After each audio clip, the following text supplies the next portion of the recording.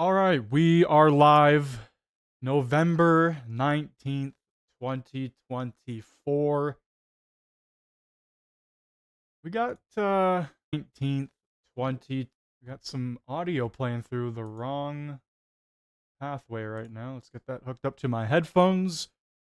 We got some news today. We got some interesting stuff to go through. As always, the flow of information never stops.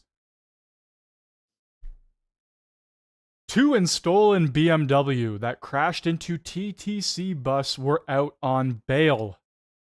Of course they were.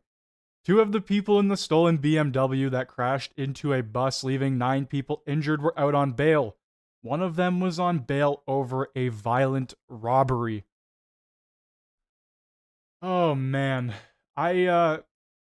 I don't know why our judicial system is so incredibly broken as it is. It has gotten to the point where people can just freely do as they please. People can freely commit as many crimes as they please without any repercussions at all. One of them out on bail for violent robbery, and they stole a BMW, driving it probably at ridiculous speeds, crashing it directly, probably not on purpose if I had to assume, but crashing it into a bus. Hopefully none of the people on the bus got too badly injured and will recover without any problems. I hope the people in the BMW aren't so lucky, if you catch my drift. All right, let's continue on here. We now demand that Justin Trudeau release the names. The names that I would assume are on the list for foreign interference. We have a little, I would assume, radio show or something. I don't know what radio show this is. Red 89.1 FM with Pierre Polyev doing his thing. Let's take a listen. There are other things on the mind of the people here also about you. They want to ask you about the foreign interference, then why you do not take the security clearance from CSIS in order to access the classified information. What's stopping you? I don't want to be gagged. So if I go and take the oath to secrecy, then I can't speak freely on the matter. And I can't say the obvious, which is that Justin Trudeau should release the names of all MPs who've been compromised by foreign governments. He claims... Yes, stop hiding them. Stop putting them behind some sort of NDA wall. If they have caused foreign interference in our country, they have committed treason in Canada, they should be removed from our country, realistically. But here we are, still playing games, begging that Trudeau release the names while they bitch at Polyev to get the security clearance. Absolutely insane that we have an entire list of individuals involved, and Trudeau is hiding them and securing them behind this NDA wall. Claims there are these MPs who have been compromised. Release them. Every single one of them. If he's got nothing to hide, why won't he release the names? Jagmeet Singh refuses to force him to release the names. And I think that the answer is that Justin Trudeau knows that it's Liberal MPs who have been compromised, who have collaborated with foreign governments against Canada's national interest, and that Trudeau knew about it, and he's trying to silence me from saying so. I wouldn't be able to say what I just said if I had signed an oath to secrecy.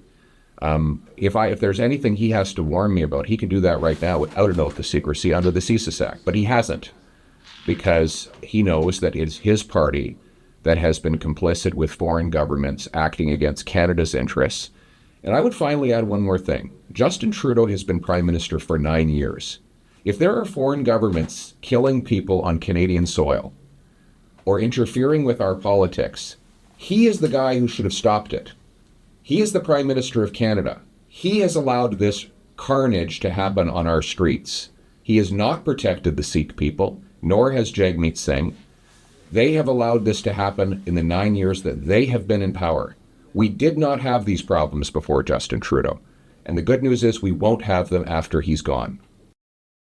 Well, we can only hope, because Pierre continues to promise and promise and promise and promise, and it's gotten to the point where the list of promises is so incredibly long. On top of having to fix our country, he is promising so much. And as much as I want to believe him and have faith in him that he could fix Canada and bring the country back around, he has the longest laundry list of things to complete.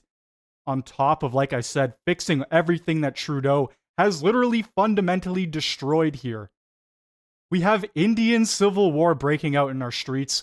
They're riding horses, Sikhs and Hindus riding horses, carrying swords bigger than your body through the streets of Brampton, fighting each other at each other's temples, these assassination attempts and everything. This is literally a massive, utter failure of the Trudeau government allowing this to happen and continuing to allow this to happen, bringing whoever into the country unchecked. Doesn't matter who they are. Oh, we don't care if you seek asylum here. You'll become a Canadian citizen within 14 days anyway. They just continue to do this stuff, and we wonder why we are in the position we are. Well, you know, it's the Liberal government at its finest. Speaking of the Liberal government, and Spamburger in the chat said, why does Trudeau hate and destroy everything I love? Well, Trudeau says, feeding your kids should not be top priority. You have to watch this video. Trudeau says fighting climate change is more important than feeding your kids or paying rent.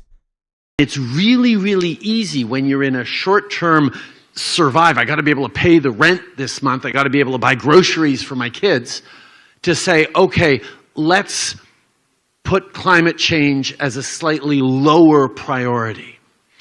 And that's something that's instinctive. When the storm comes, you want to hunker down and just sort of huddle up and wait for it to blow over.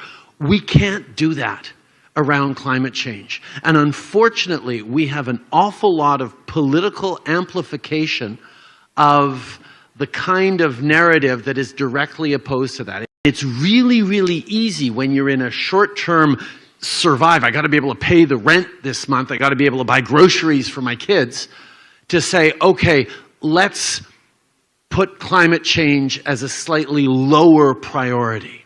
I wanted to play that first part again because it's really important how insanely out of touch he is. Don't feed your kids. Don't pay your rent. Stop putting climate change on the back burner. Stop making it a third or fourth or fifth priority. Make it your number one priority. Who cares if your kids are starving or if you can't afford literally anything right now? This is the leader of our country speaking his mind freely in the Peru summit. This is his true colors. This is what he believes. This is what he thinks. I want to play this literally one more time just so you guys can truly understand how much this man does not care about you. It's really, really easy when you're in a short-term survive. I got to be able to pay the rent this month. I got to be able to buy groceries for my kids, to say, okay, let's put climate change as a slightly lower priority. Oh, wow. Interesting stuff coming out of Trudeau. The same guy who has dumped over 300 liters of jet fuel in the past few days, flying all around the country to do these summits. This man is the biggest hypocrite I think I have ever seen. And he just continues to expose himself and make himself look more and more stupid when he opens his mouth on issues like this. Climate change. Don't feed your kids. Don't pay your bills. Focus on climate change. Who cares if you're starving? What a out-of-touch loser. Speaking of out-of-touch losers, Justin Trudeau says he brought in a carbon tax to address climate issues in the sub-Saharan Africa? Oh my God. It does matter that I fight deforestation in Indonesia. It does matter that we're battling floods and famine and some of the weather impacts in sub-Saharan Africa or in Asia. When we brought in a price on pollution, we actually turn around and give it back to the middle class, give it back to Canadians. Yeah, I'm so tired of hearing this lie that 8 out of 10 Canadians receive more than they pay based on the carbon tax. It's just not true at all. When you receive 4 quarterly payments, 4 payments of $140 to $150, that's barely enough to cover 1 tank of gas. A couple days of groceries at the minimum now is over $200. And yeah, he sits here telling everybody and preaching to everybody about how they have these, or how we have these amazing carbon tax, like taxes and all this stuff to help fight climate change, while the entire country is starving and failing to keep up. And he's sitting here on the world stage bragging about it, saying that, oh, we're taxing our people so we can fight climate change issues in Africa.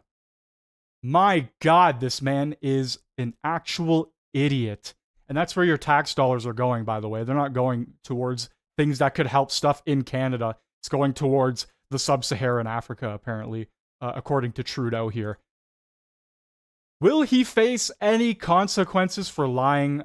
Liberal MP Randy, I don't know how to pronounce his last name, and I quite frankly don't care, now says he isn't Indigenous even though he sat in the Indigenous caucus. What a loser. I really appreciate you asking me the question about my family and my history. I've been reflecting on this a lot over the past days, and I was adopted into an Indigenous family, and I have never claimed Indigenous status. I joined Indigenous caucus because I was representing many Indigenous people in our community and many Indigenous Albertans, and I felt it was very important to be an ally to Indigenous peoples in our city and in our province. I sought out advice to know how to talk about my family when I was running, and I want to say unequivocally that I apologize for not being as clear about my family history as I could have been with everything that I know now. AKA, I wanted to virtue signal a bunch and become an ally and preach about all of these different traditions and blah, blah, blah, even though I have zero ties to them. This is liberals at their finest, just a bunch of virtue signaling individuals who want to preach instead of actually fixing things or coming up with solutions to issues or problems. I'm so sick of these people, man, especially people like Randy, who time and time again has lied through his teeth. Yesterday, a very perfect example during question period, he makes himself look more and more guilty when he continues to lie through his teeth and say these just absolute BS answers. Oh, I apologize for this. It's like, no, you don't. No, you really don't feel bad. You wanted to virtue signal. You wanted to preach. You did it, and now it's backfiring. And now that you're sitting here in the spotlight and everything is coming back to you, you want to apologize. Get out of here, Randy. Get out of here, Mr. Clean. All right. We have a little interesting thing here from Steven Crowder. Whether you like Steven Crowder or not, that's not the point. I just want to dive into the facts that he brings up here. I have two little segments I want to get into. Let's get into it. So let's go through some claims and the truth. And again, the references are available. The claim that Trudeau wants to make here is, of course, rather than take accountability, the left is allergic. I mean, they have a condition. They are accountability intolerant, where he has to blame the immigration problem, not on the government who created the policy. It's the corporations, something businesses. Some saw that as an opportunity to profit, to game the system. Really? We've seen way too many large corporations doing this. Yeah, who incentivizes them? The program has been used to get around hiring Canadian workers in some instances. Well, here's the truth. Deal with it. It actually is the fault of the Canadian left, of the Liberal Party. Trudeau's policies directly admitted millions of immigrants. My microphone was muted as I started speaking. One of the world's most immigrant-friendly countries is changing course, who after graduating are eligible for work permits to continue living legally in Canada, represents one major category of temporary residents. The temporary residence program was ramped up. The temporary residents represent 6.8% of the country's total population of 4.13 million, up from 3.5% in 2022. My God, guys. This is insanity. We're just bringing everybody in. We can't house them. We can't feed them. We can barely house and feed people here. But let's keep bringing in millions of people. Let's Let's play World Doctor. Try and save everybody. I'm sorry, we can't do it. We can barely save the people we have in our own country. Over 2 million Canadians lined up at food banks. Over 500,000, specifically our children. But let's keep bringing in millions of people. Makes sense. All right, we got another little segment here. Let's get into it. Corporations are at fault anyway, because back then, Prime Minister Trudeau said that immigrants, regardless, were the foundation of Canada. How am I going to go on this? Okay, so this little segment here happens fast. This is January 11th, 2019. Canada is a country that was built by immigration. Canadians are Now this is October 25th, 2024. justifiably proud of our immigration system. It has made our economy the envy of the world. It's how we've built strong, diverse communities. And as a federal government, we have to make sure that that pride, that was a faith joke. in immigration is not undermined. We continue to pursue our policies of openness towards immigration refugees without compromising security. Openness. Okay, got it. Which brings us to now. Of course, Trudeau is backtracking. His immigration minister said this on immigrants. He said, "We are an open country, but not everyone can come to this country." Whoa. So, yeah, interesting how that happens. They are now backtracking on their terrible immigration policies. Literally, as they said 3 weeks ago, Trudeau was sitting there boasting about how amazing Canada's immigration policies were, how the country is built off of immigrants. 2019 said the same thing. 2017 was saying the same thing. 2023, like I said 3 weeks ago. And now, out of nowhere, now there's an issue because you've brought in so many people and you don't know where to put them. Interesting how that works, isn't it, guys? Interesting how that works. Let's get into our next piece of news here. Another government institution destroyed by Trudeau. Canada's Border Guard Union president says CBSA management are clueless. This is actually more scary than normal, considering that Trump wants to deport a bunch of people, and there is that threat of people illegally crossing into Canada. If we have a clueless management here for our border, then you can only imagine where that's going to lead, isn't not good. A whole lot of not good. And what's the conversation like? You talked about how you've been talking about staffing levels for a long time. I imagine you've also raised the issue of between ports of entry. Like, what is the reception from the federal government like on those issues? The reception seems to be, polite agreements that security is a concern, but when it comes to actually implementing the nuts and bolts of how things work on the ground, that is left to the CBSA. And unfortunately, what we see is that the upper levels of CBSA management who make these decisions almost universally have never worked at a border, have never worked at as an officer. They really come into it quite clueless as to how things really work and what you need to do to actually do interdiction and keep our border safe. Again, the focus is almost entirely on... I don't know if you guys saw that really briefly there. It said Union is 2,000 plus border guards short. Holy Christ, man. Oh my God. All right. Well, yeah, as you could get from that video, our borders non-existent essentially at this point in time. Speaking of immigration, people claiming to be refugees in Canada get $224 per day from our government to eat and stay in a hotel room. That works out to be $81,000 per year, $20,000 more than the average Canadian salary. Absolutely unbelievable. $140 per night per room based on January 2024 rates. Average cost per day for meals, permanent claimant across all sites, $84 per day.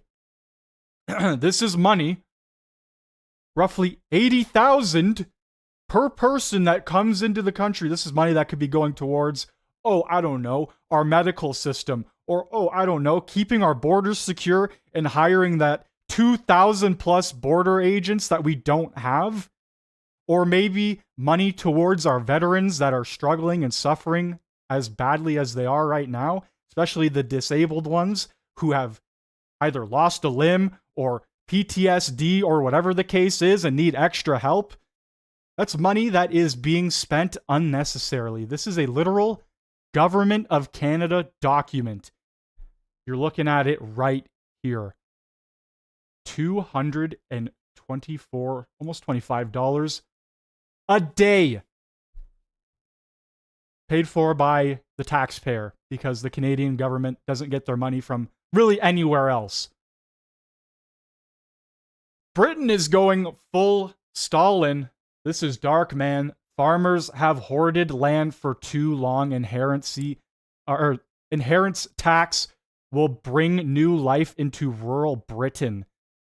Oh, so you're a farmer and you provide food for the entire country and internationally. Well, you're owning too much land in the eyes of the government, and we therefore have to tax you more on it. And by the way, we're probably going to end up taking some of that land as well. God, I feel like it's bad here, and it's getting bad here in Canada, but across the pond, ladies and gentlemen, it is much worse. And the border system, the illegal immigration systems that are going on there, it is way, way worse than what we have going on here. It's actually quite scary to see.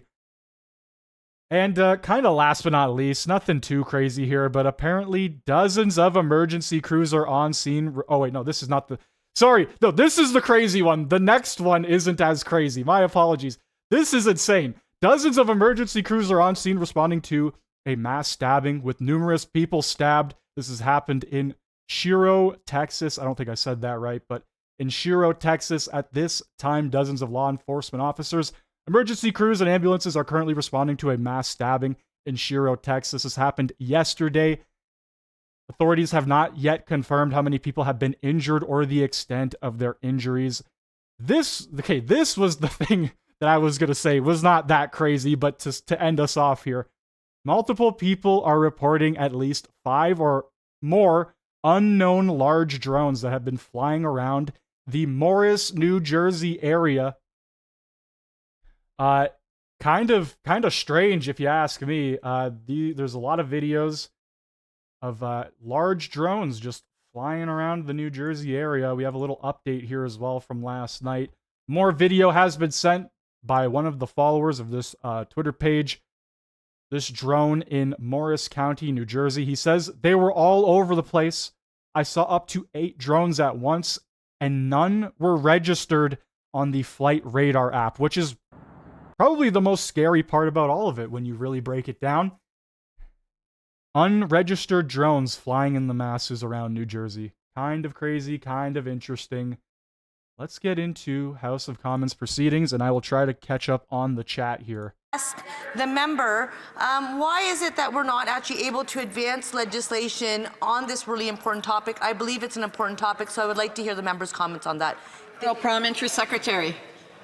Yes, thank you, Madam Speaker, and through you, I'd like to thank the respected honourable member for that very important... Existing Canadians get made. Yeah, exactly.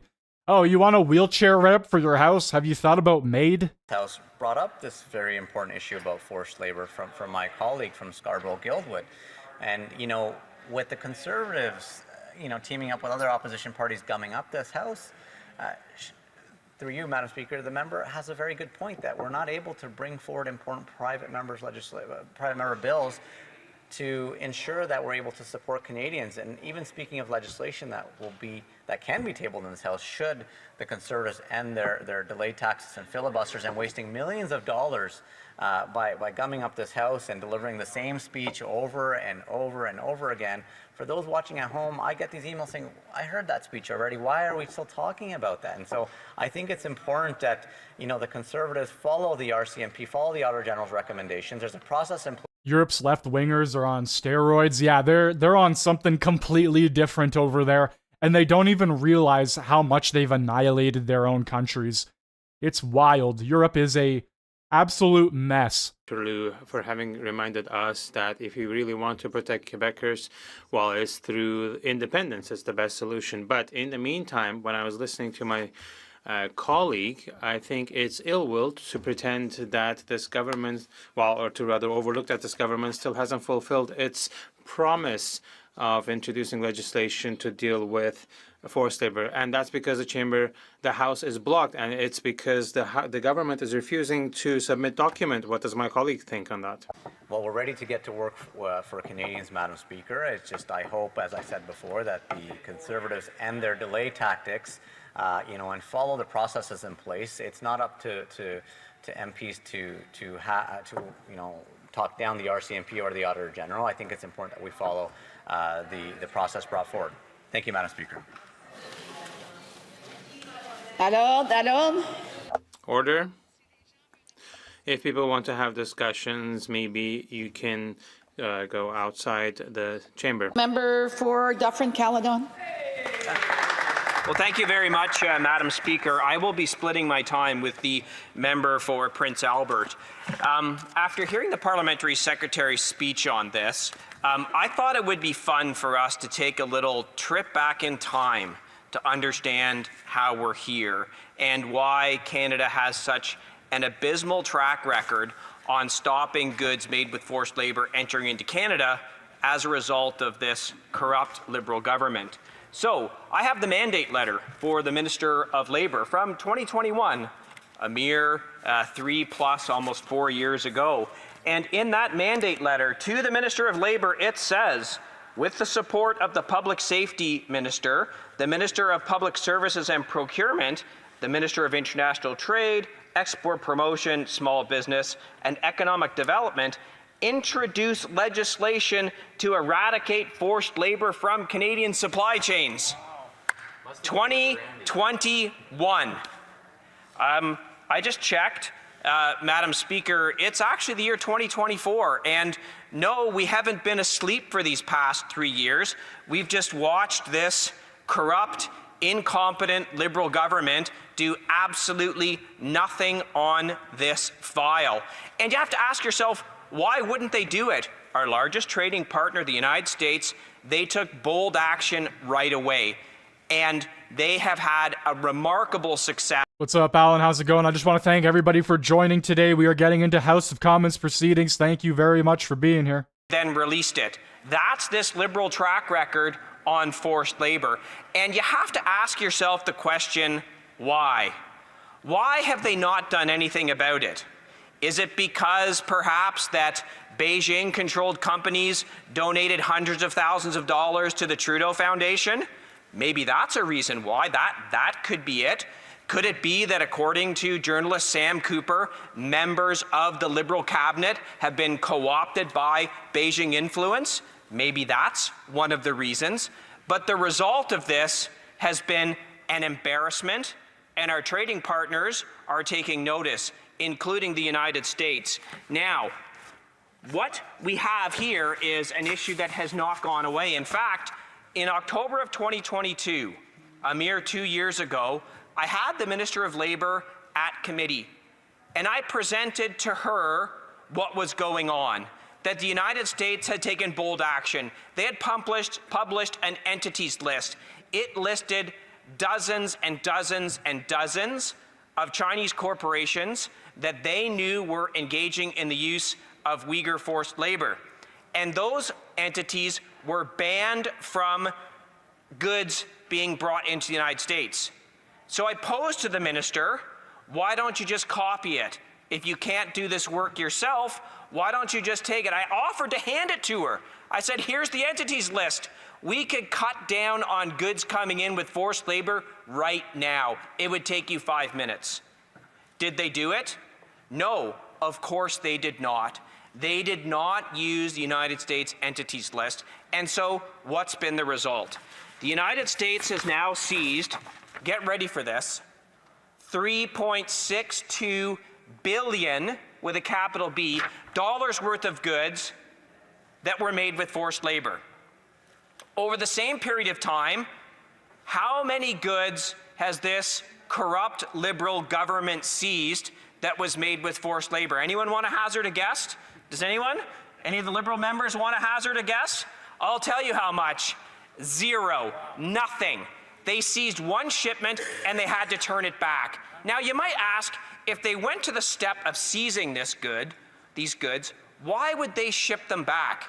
That's also an interesting question.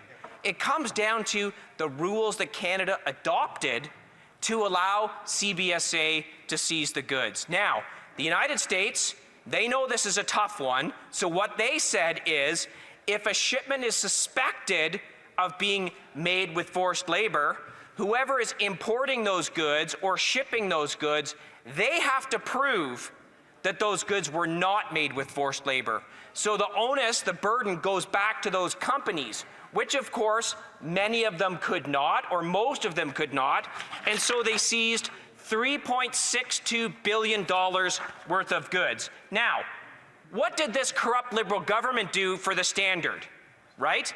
They set the standard that CBSA has to prove that the goods were made with forced labor, which the resources that CBSA has, they can't do it. So they seized one shipment, couldn't prove that it was made with forced labor, so it was actually allowed to come into the country.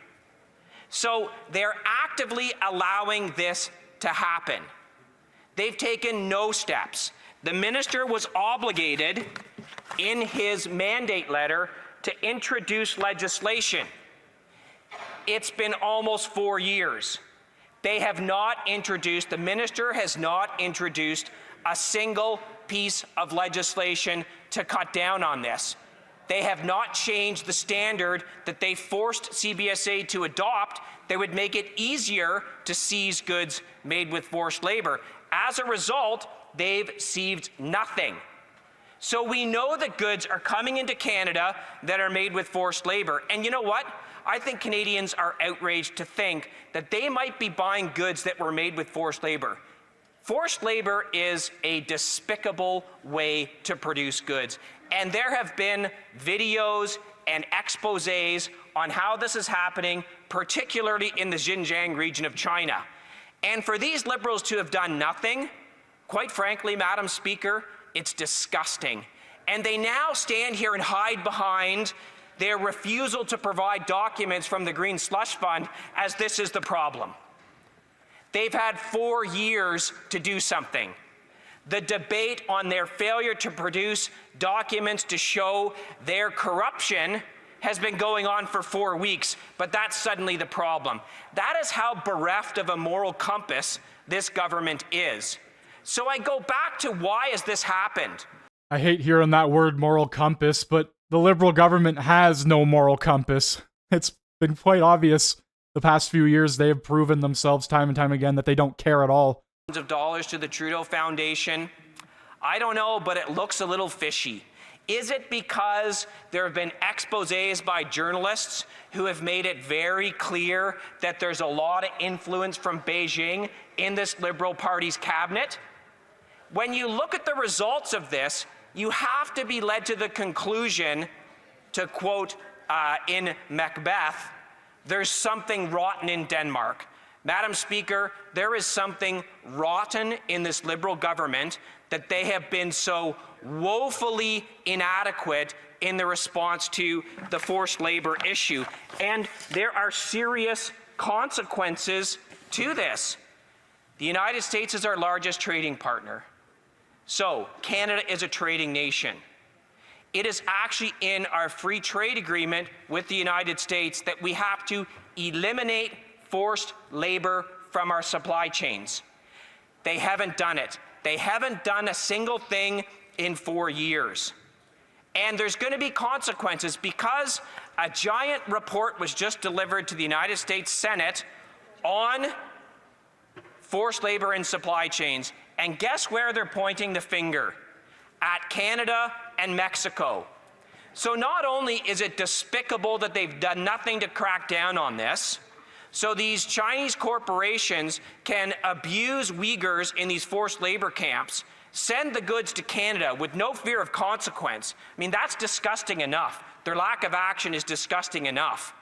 Now they're... What's up, Sold As Is? How's it going? Thanks, everybody, for joining today. Make sure you hit that like button, hit that sub button if you are new. I cover question period and House of Commons proceedings whenever it is live. Let's get back into it. Going on with this Liberal government on this issue. And as I said at committee to the minister, they could take quick steps right away. They could adopt the entities list that the United States has published. The United States government did their due diligence. They looked into companies that are known to produce things in the Xinjiang region of China or have supply chains that have goods that come from there. And they said, these entities cannot export goods to the United States. They could just copy paste. Look, I know this government has a hard time doing anything, and copy and pasting, oh, that's so much work. But that would be a simple way to right away crack down on it. They haven't, they've refused to, and Canadians should wonder why. Questions and comments? The Honourable Parliamentary Secretary, the Government House Leader. Yes, Madam Speaker, talk about misleading. The member is just full of, well, I can't say it, Madam Speaker, because it would be unparliamentary. I can tell you, Madam Speaker, when the member tries to give the false impression that the government has done nothing, what do you call the passing of S-211? As a direct result of that legislation, thousands, not hundreds, but thousands of companies are now registered and raised the profile of the issue so that we can bring forward legislation that's coming before the end of the year. Contrast that to Stephen Harper, his idol, Madam Speaker, did zippo, nothing. Oh, I'm sorry. They signed a secret trade agreement with China. Wow. Madam Speaker, I'm wondering if the member would have the intestinal fortitude to apologize for misleading the House.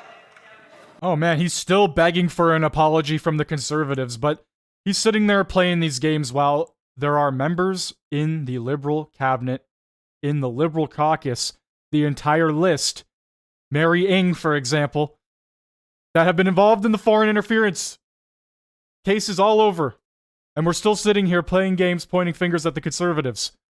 Look, I'm sorry, the bill is a joke. Point of order, the Honourable Parliamentary Secretary. Yeah, just give it a few minutes, Miss Hellraiser. Harper will probably come up again. And not a point of order. The Honourable Member Dufferin-Caledon has about 30 seconds to wrap up for that one. Yeah, so look, they passed a terrible piece of legislation. And I voted for it because at least it's better than the garbage you've delivered for these years. I don't know how that member sits there. You've allowed billions of dollars of goods to come into Canada made with forced labor, and you stand there and laugh. Your government is corrupt. It's a disgrace. Point of order, the Honourable Parliamentary Secretary. Madam Speaker, the direct call-outs. And saying that and I can assure the member that I do nothing at the border. In fact, I support good legislation. Again, there was a point of order. I'll entertain that point of order, but then it became a point of debate. So I just want to indicate to the honourable member, I was going to let him finish wrapping up because that's where we were at. So the honourable member knows full well that he's not to address questions and comments through the chair. But the honourable parliamentary secretary also knows that he had an opportunity to ask a question, and then he kept interrupting the member while he was speaking. So he knows full well that if he isn't recognized, that he's not to respond until it's time to ask for questions and comments. And guess what? Questions and comments. Questions et commentaires. Questions and comments. All right, while we do questions and comments here, I wanted to replay this video. This is what the title of the stream is based on. Just listen very closely to what Trudeau says. It's really, really easy when you're in a short-term survive. I got to be able to pay the rent this month. I got to be able to buy groceries for my kids, to say, okay, let's put climate change as a slightly lower priority. And that's something that's instinctive. When the storm comes, you want to hunker down. It's really important that you listen to that first little bit he says there. It's really, really easy when you're in a short-term survive. I got to be able to pay the rent this month. I got to be able to buy groceries for my kids, to say, okay, let's put climate change as a slightly lower priority. Oh, you're starving and you can't pay your bills. You can't afford to pay rent or anything like that. Well, what about climate change? The Party of Canada, if they form the next government, will they make the promise of tabling legislation on this question? Yes, we will absolutely eliminate forced labor from our supply chain. It just shows how incredibly out of touch he is. Pretends that they're going to. that had a minister charged in their mandate letter to introduce legislation to get forced labor out of our supply chains. No minister has done that. Instead, they rely on some private member's bill from a random backbench Liberal and say they've actually done something. Thank you very much, Madam Speaker. Questions and comments? The honourable member for Courtney Alberni. Speaker, while we're talking about forced labor in Canada's supply chains, I want to talk about what's happening here at home. We had the UN Special Rapporteur on the Contemporary Forms of Slavery comment, Madam Speaker. She highlighted that the temporary foreign worker program in Canada by some bad players is being used as modern-day slavery. Now, Madam Speaker, in my hometown of Port Alberni, where I live, 15 temporary foreign workers came forward, and they had the courage to do so after working long hours, not getting paid overtime, not getting paid the wages they were promised, having no running water, 15 men living in a trailer. There was initially 30 of them, Madam Speaker, exposed to unsafe working conditions. Madam Speaker, this was a company that the Conservative leader went and cozied up to, did a big photo shoot with, Madam Speaker, but guess what, Madam Speaker? When this became public, he was nowhere to be found to stand up for these workers. Nowhere. So, Madam Speaker, through you to my colleague, will he condemn the SAN Group for what they did and how they mistreated these workers? We stand in this House and condemn what they did to those workers. The honourable for Dufferin-Caledon. You know, Madam Speaker, it's well known how the temporary foreign worker program has been turned into a disaster by this NDP Liberal government. What's amazing to me is the member from the NDP and all the other NDP members, they could actually bring the abuse of this program to a halt. They could stop all of the corruption that's going on if only they had the guts to vote no confidence in this government. Instead, they continue to prop up this moribund, corrupt Liberal government every chance they get. The honourable member for Courtney Alberni had an opportunity to ask a question. If he has any more to add, he needs to wait till the appropriate time. It's not respectful to be trying to interject while someone else has the floor. Resuming debate, reprise de débat, the honourable member for Prince Albert. Well, thank you, Madam Speaker. And I can see, Madam Speaker, you're upset there today, and I don't blame you. Canadians are upset with this actual debate we're having today. The fact that we're having this debate has Canadians upset because they thought this was being taken care of. They thought this issue was something that was being addressed by pieces of legislation. There's a lot of issues that you guys haven't taken care of, and it's not just Liberal or Conservative, it's across the entire board of Parliament. Systems altogether.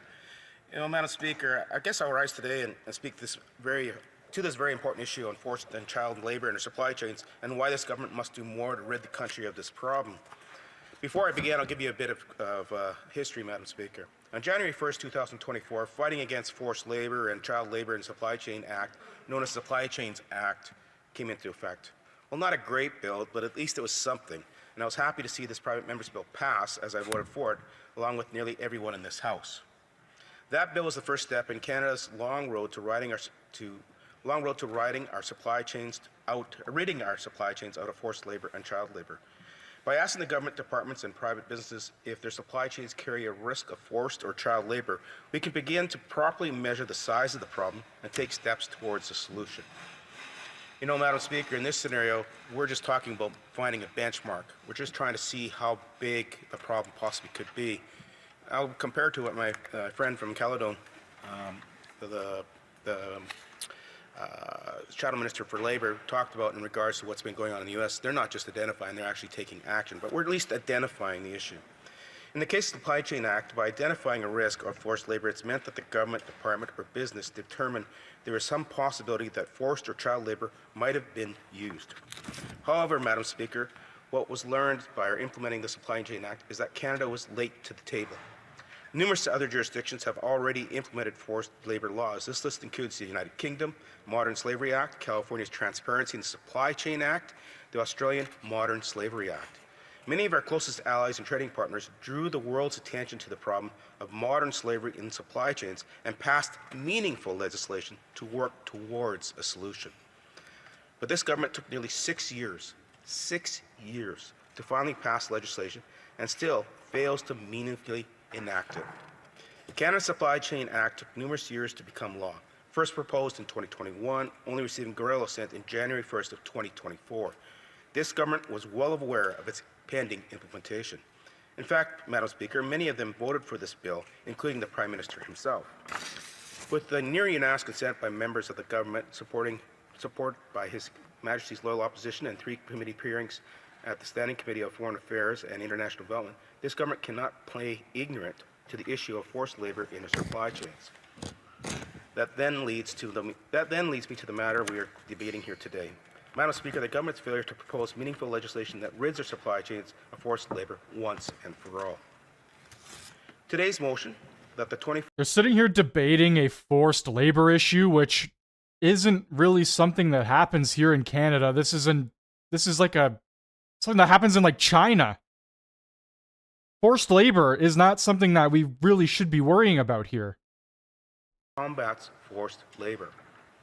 Unfortunately, Bill S-211, while a positive step forward, is a limited step forward, and limited in its mandate through the reporting submitted by the Department of Public Safety, we have learned the Government of Canada and private business have a glaring problem.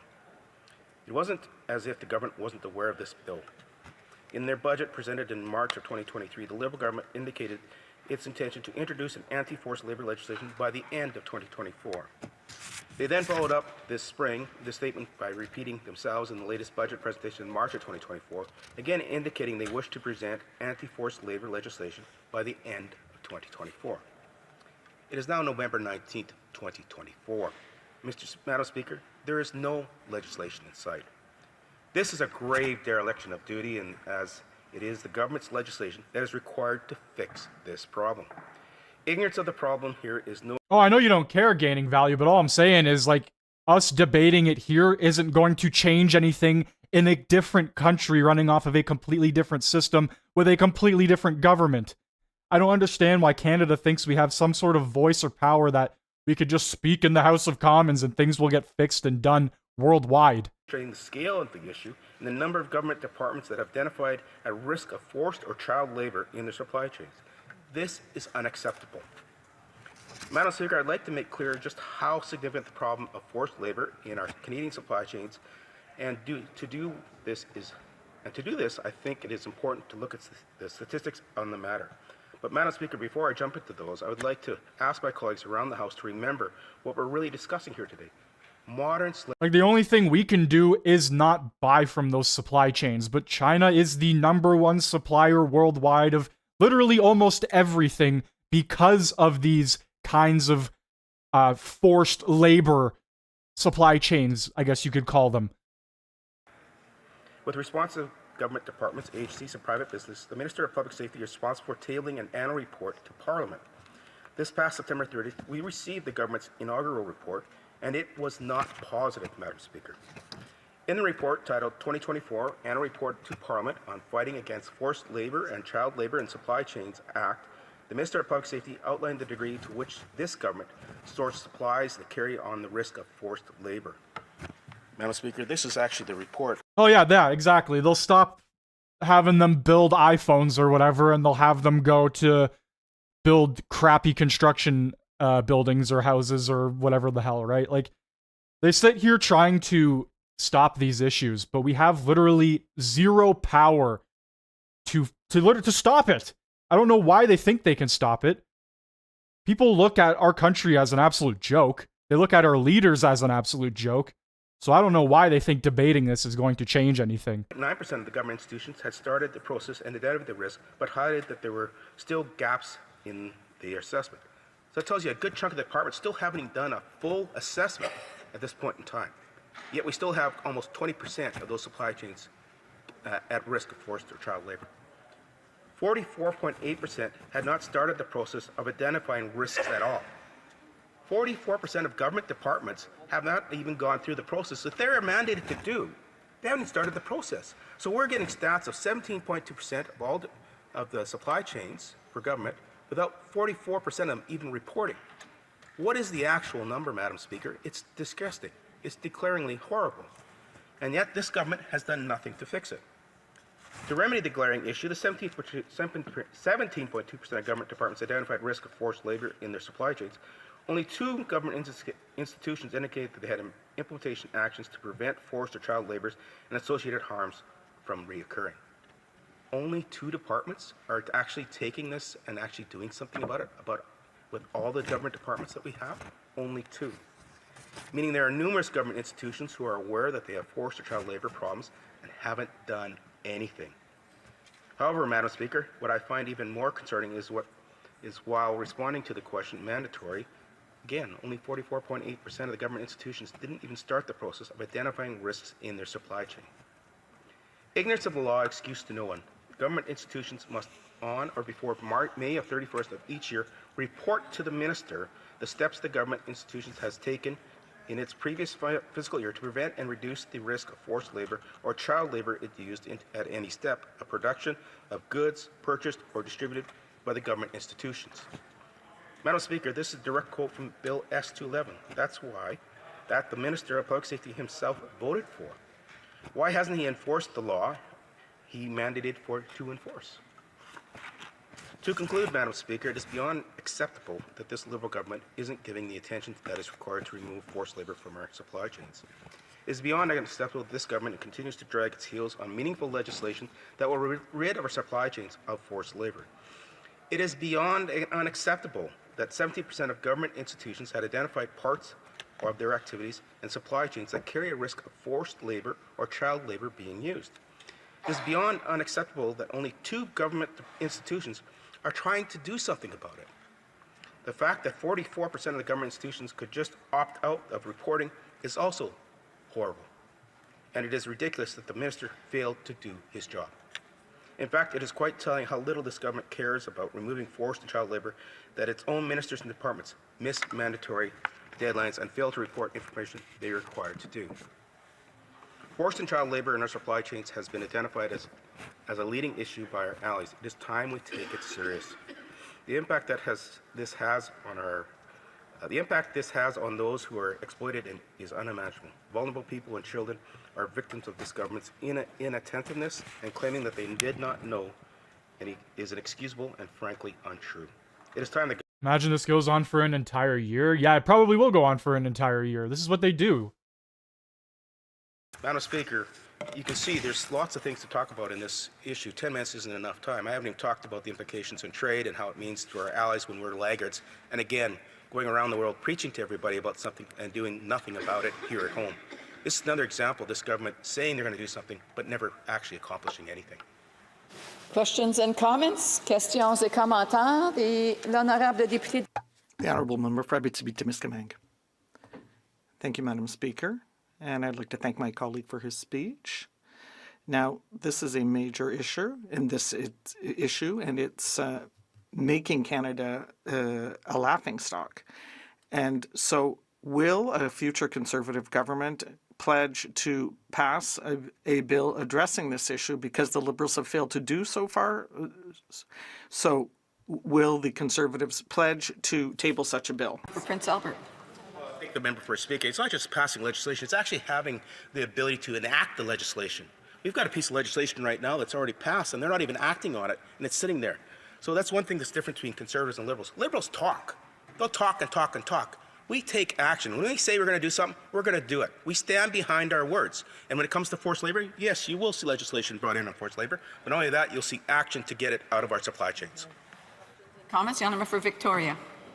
Speaker, I'm disappointed to hear the member talk about the piece of legislation that the Liberals already passed, and I was disappointed to see the Conservatives vote in favor of it. S-211 was an empty bill, and it was criticized by Amnesty International. It was criticized by Human Rights Watch. It was criticized by the international organizations who are working on the ground to try and end forced labor and to ensure that human rights are upheld around the world. But I want to ask about contemporary slavery here at home.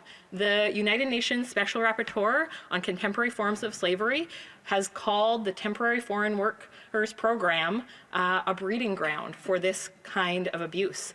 Wage theft, excessive work hours, limited breaks, and physical abuse. Can the member speak to the urgency of not only addressing the...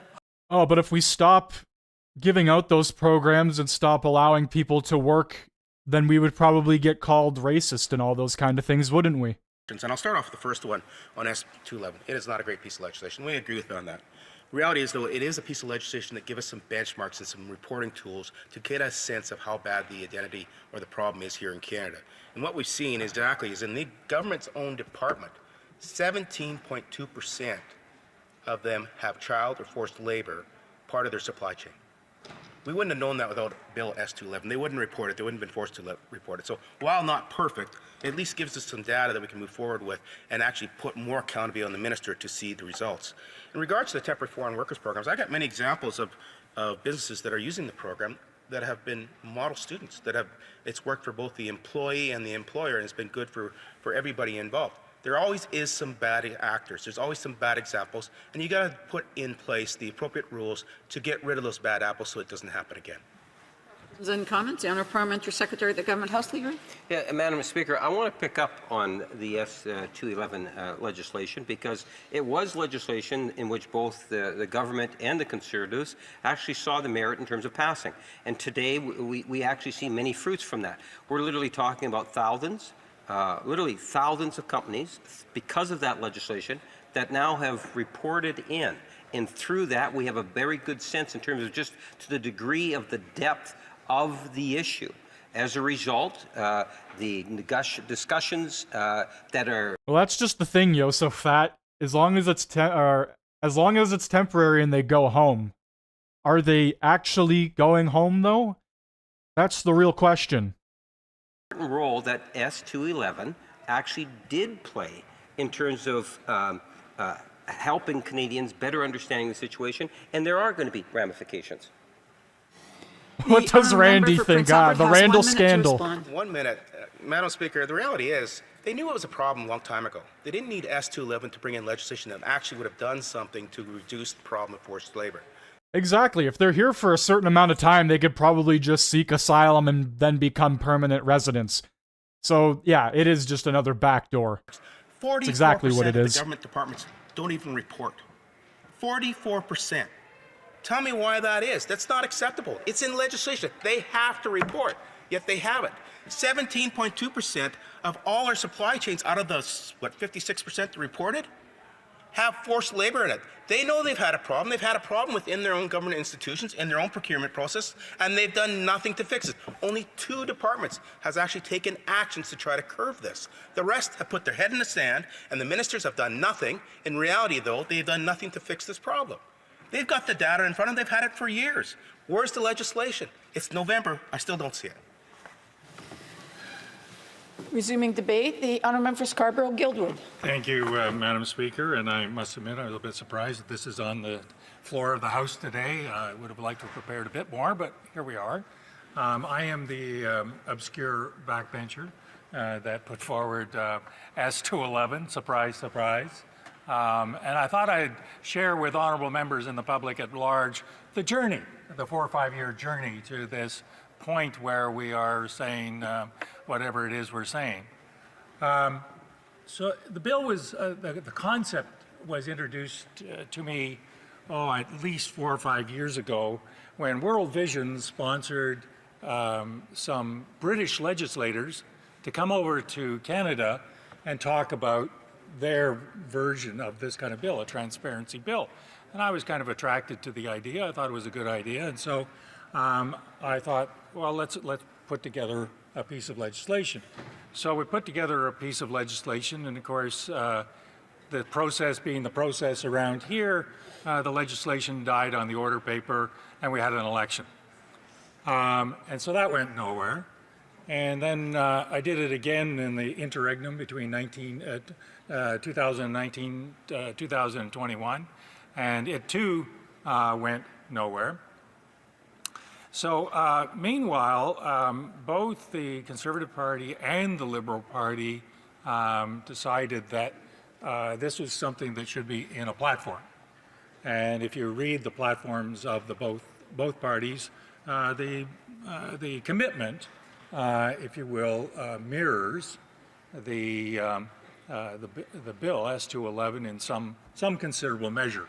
So both the Conservatives and the Liberals thought that transparency legislation would be good. So by this time, Madam Speaker, we thought maybe we should get a little bit smarter and introduce the legislation in the Senate. We wouldn't be then hampered by the peculiar rules of the House of Commons, where you go on an order of precedence, and if you are unlucky, your legislation is at the bottom of the order of precedence. But if you're exactly, Big Jam Roll. They're arguing about issues that are happening essentially in other countries. Like, we don't have that kind of labor here.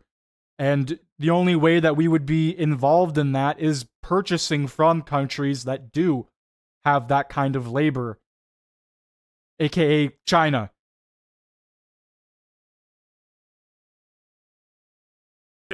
And arguably, this kind of legislation would have fulfilled their mandate obligations in their mandate letters. So we take the bill and actually make it a stronger piece of legislation than England's or Australia's or California's, and officially giving ownership of Randall Scandal to Windy. Hell yeah, let's go. Laggard. I'll take some of that scandal money. So we start the bill in the Senate this time, and as I say, Senate doesn't have the peculiar rules of this place, and we're fortunate to be able to get the bill dealt with in an expeditious manner, virtually without amendment, and then it comes here. And when it came up on the order paper, we had virtually unanimous consent by members, and I think it was a unanimous vote, to move the bill from the floor of the House and into committee. And then, Madam Speaker, we had other parties, particularly the Bloc and the NDP, wanted to bolt onto the bill a whole bunch of things which broadly could be described as due diligence. And in simple language, due diligence essentially means that not only if you discover the supply chain flaw, you actually have to fix it. And that's the legislation that is in Germany and in France. And it's an appearance of a good idea without actually being a good idea.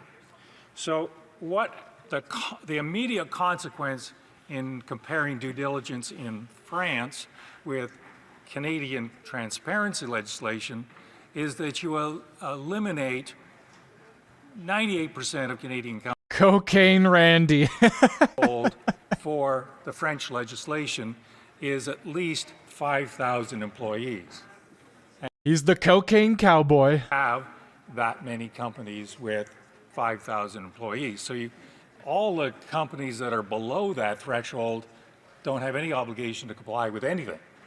So you have, as I say, an appearance of doing something good when the reality is something else.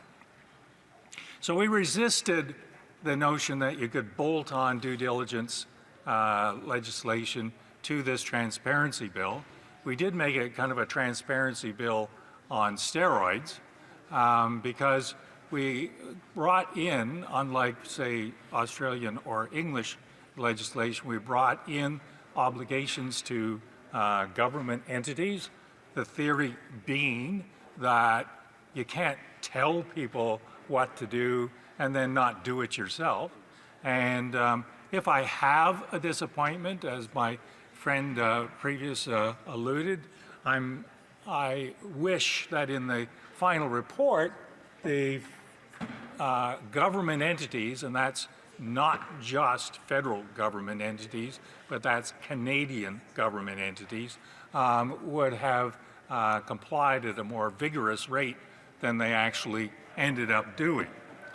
But so we put that into the bill. The other thing that was really unique about this bill and gave it some more teeth was that we obligated the senior leadership of the entity to sign the report.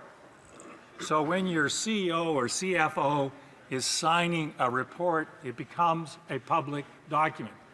The consequence of becoming a public document is that various other entities read it. So suddenly, if you're borrowing $100 million, the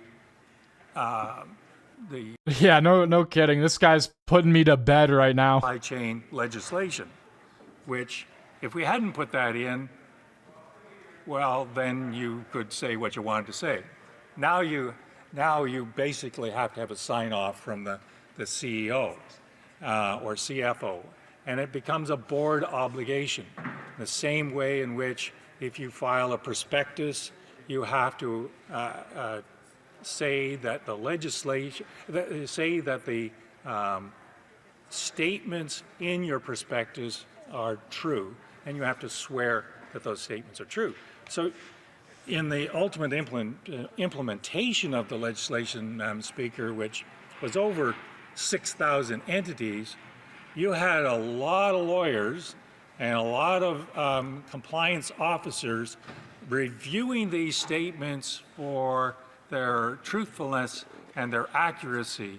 And it actually became a pretty interesting disclosure of a significant amount of data. So, Madam Speaker, we get into the committee. We lose the support of the Bloc and the NDP, who in my judgment make foolish decisions about bolting on to a piece of legislation, something that the legislation is not designed for, in the enthusiasm to run before you walk, or the enthusiasm for the perfection before you get to the good. So we then get it out of the House, or out of the report, into the House, final debate. The Conservative Party and the Liberal Party support the bill. The Cabinet supports the bill.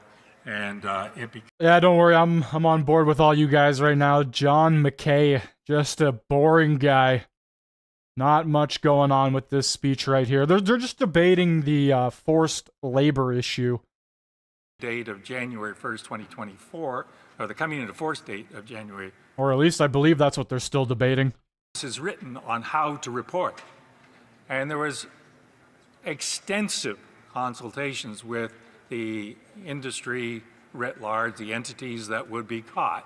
He must have been slotted in like an extra 10, 15 minutes or something, because he's just going off right now. Seminars, I know that Public Safety gave a number of seminars. Going off in the most sloth way possible. And the drafting of the expectations of the report was put together somewhere about this time last year. Is probably where it ultimately landed. Then it came into force in January of, came into force on January 1st of this year. The first reporting period was May of this year, and frankly, to my surprise, Mr. Speaker, we had John McKay is 76. He must be retired now, or at least by the end of the year. Yeah, I don't know, man. Some of these MPs are kind of ancient. Entities of how many? Maybe there's 10. Especially a lot of the ones that are still deranged talking about Harper. It's like, come on, we got to let go of that. It's time to move on. So they responded. The report was tabled in September of this year. And I have on my table here, Mr. Speaker, the actual report itself. One of the things that is disturbing about this report is that 38% of the entities that responded. I guess that's one thing you can give him. He's not throwing a temper tantrum and yelling like most of the Liberals do, so he's pretty calm and collective. Risk of forced labor. 38% of 6,000 filing entities say they think they have a problem. And these are the entities that responded. Not necessarily the response.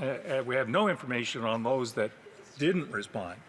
So, Mr. Speaker, you and I have spoken personally about this before. Canada has a significant problem with slave products in our supply chains. And we are all members of a larger Canadian society, and we do need to deal with this issue. But I would urge colleagues to urge the government to disaggregate this data so that we know what problem we do have. We also, and members have alluded to this, we have a problem at the border. And it is a real problem. And it is not only a problem of our personal problem, but it is becoming an international trade problem. And one can be reasonably assured. Talking about issues at the border. Starting to sound like a right-wing extremist there, Mr. Liberal. Huh, that's kind of funny, isn't it? Liberals talking about border issues. Wow. They're usually the one pointing the finger, saying all the ists and phobes and whatever. It is my duty to interrupt Greg is here. Big bad Greg has entered the building. the House, and the honourable member will have 7 minutes, a little bit over. Oh, vous êtes terminé. Mais voilà. La question est The question is as follows. Mr. Lamoureux, seconded by Mr. Rogers, move that this question be now put. If a member participating in person Colleagues, would like please. the motion to be carried or carried on division, or if a member of a recognised party participating in person wishes to request, I see the Honourable Parliamentary Secretary who has stood. Yes, Mr. Speaker, we request a recorded vote, please.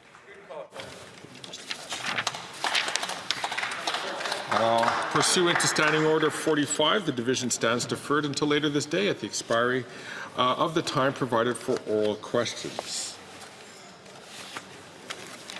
I am now prepared to rule on the point of order raised on November 18, 2024 by the member for Edmonton Strathcona regarding the wearing of lapel pins in the House. During oral questions that day, the chair cautioned all members to be mindful in this regard. The member for Edmonton Strathcona argued that pins are regularly worn in the House without them being considered props. The chair undertook to consider the matter and returned to the House. Other members also intervened briefly on this matter. Using visual displays of any kind to illustrate remarks or to emphasize positions in the House is normally considered a breach of decorum.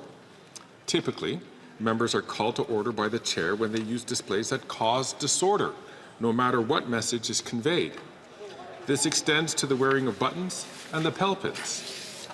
Comme il est indiqué As stated in House of Commons Procedure and Practice, 3rd edition, at page 618, quote, while political buttons and lapel pins have not been considered exhibits as long as they do not cause disorder, the Speaker has interrupted a division to request that certain members remove props from their lapels, unquote.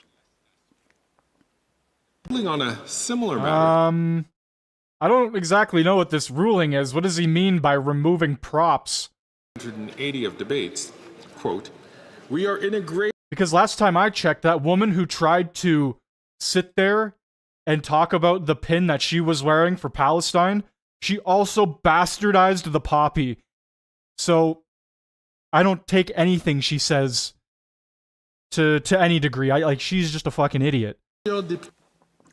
As several members pointed out, including the members for Edmonton Strathcona and Kitchener Centre, there are sometimes situations where members of all parties wear pins, ribbons, or displays to show their support for a particular cause, and this elicits no reaction. In other cases, objections are raised as some feel they are being used as props to emphasize a political point about which there is some disagreement. Is this really over that Palestine watermelon pin she wore yesterday? Is that what all of this is about? No members, as do all Canadians in general, hold strong views on a variety of subjects. However, our practice in this place is that members express their points of view through their words and their votes rather than through displays. Therefore, the litmus test just described that... Thanks for hitting the sub button, gaining value. I appreciate it. Thank you very much. This is about the watermelon pin. Oh my god. Now, given the... Yeah, because she did. She tried to push the pin as some sort of debate piece or some sort of argument. She sat there saying, well, everybody else is allowed to wear pins for Indigenous people, like the orange patch, or people are allowed to wear poppies to remember the veterans on Remembrance Day. And she tried comparing the watermelon pin to the poppy. She absolutely bastardized the poppy yesterday, and not a single person said anything. Point of order, the Honourable Member for Migrantes Éclairables. Typical NDP Parliament Party member doesn't actually care about Canadian values and would rather push stuff from a completely different country that has nothing to do with our traditions and being Canadian. Kona is rising on a point of order. Thank you very much, Mr. Speaker. Mr. Speaker, I'm gravely concerned because... And here she is again. Here she is again. She's wearing a Ukrainian pin now. ...members in this House to know how to act going forward.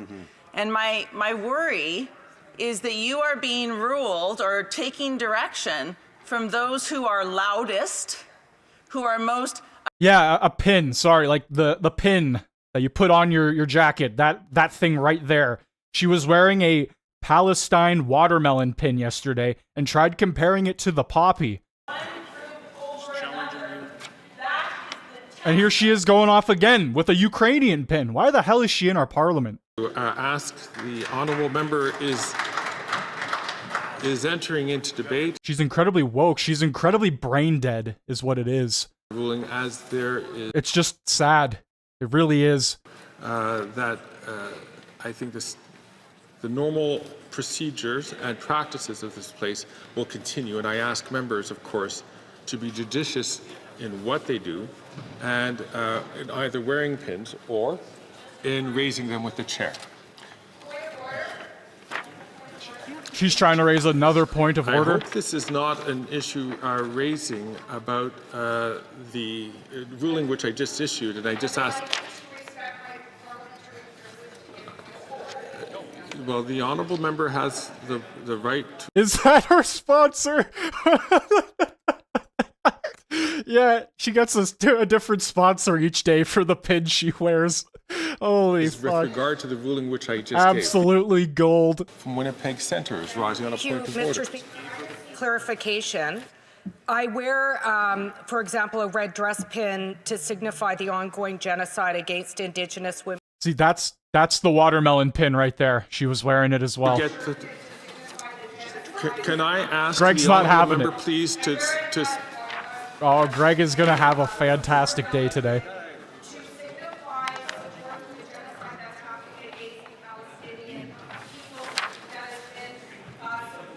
The honourable member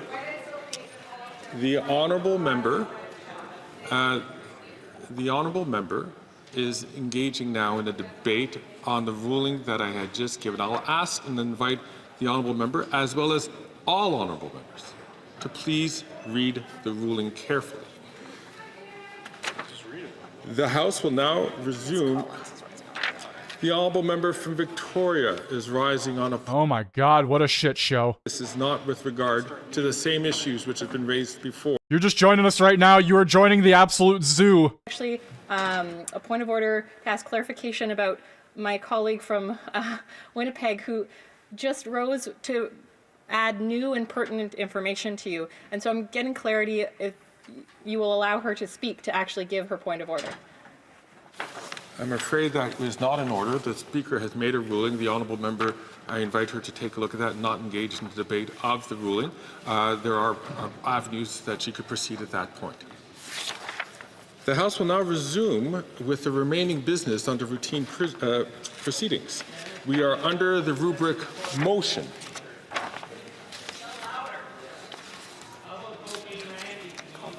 How about cocaine Randy? I don't know if you guys heard that, but somebody said it loud and clear. The honourable member from Sherwood Park, Fort Saskatchewan. Well, thank you, Mr. Speaker. I think it's very gracious of colleagues to finally give me the time I need to table a sufficient number of petitions. Chair, the first petition highlights the horrific persecution of Falun Gong practitioners in the People's Republic of China. We table these petitions regularly, but there are a number of practitioners and leaders in the Falun Gong community on the Hill today, and I think all members would join me in welcoming them. In tabling this petition on the persecution of Falun Gong practitioners, I want to highlight 3 specific cases of practitioners who are imprisoned in China.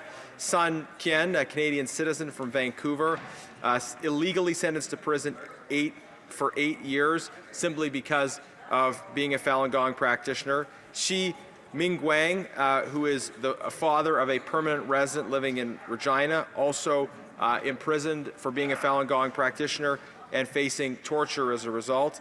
And then H.E. Lizhong is the brother of a Canadian citizen from Mississauga who has also been illegally arrested simply for being a Falun Gong practitioner. These and other cases. This guy looks like he's wearing the Harry Potter Gryffindor tie. He is a part of the Gryffindor house. Because they are Falun Gong practitioners, need to be highlighted. And I join colleagues in highlighting these specific cases, as well as calling for an end to the persecution of Falun Gong practitioners in general.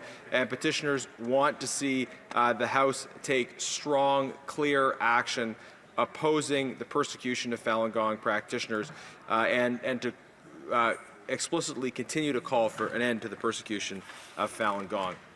Madam Speaker, the next petition that I'm tabling highlights the situation in Ukraine. On this 1,000 days since the full-scale invasion of Ukraine, I join colleagues in deploring that invasion and calling for strong action to deliver the support Gryffindor, yes, weapons indeed. and other forms of support that it urgently needs, and to do so without delay. Petitioners are further highlighting some of the inconsistencies with respect to the immigration regime involving Ukrainians who have come to Canada. 3 points for And they Gryffindor, call on the indeed. government to allow Ukrainian youth under the Canada-Ukraine authorization. Unfortunately, I have a point of order. The Honourable Parliamentary Secretary of the Oh, Government here House we go, leader. another point of Madam order. Speaker, I do not, and my apologies to the member opposite, but typically what we've witnessed in the past from the Speaker is this particular member has a number of petitions that he likes to be able to present. If there's other members that have presentation of petitions, I think it would be kind of the member. We can always go back to the member, but I do understand there are other members that do want to present a petition. So I just say it for what it's worth. The member has in the past been very generous by allowing other members to do their petitions before he does his, because he has a series of petitions. If we can get the unanimous consent to allow the member to continue. Okay. So just again, you know, I was going Where did Greg go? member at some point. Greg must be a shapeshifter. So petitions are supposed to be summarized, so briefly. There are a number of individuals who do want to table petitions as well. And so, I just want to remind members that, you know, to be respectful of others who also want to table petitions. I do have the procedures who also, which also specifies the ability to end or stop members from continuing to table petitions when others want to table. So the honourable member for Sherwood Park, Fort Saskatchewan. Thank you, Madam Speaker. Greg Fungus, the shapeshifter.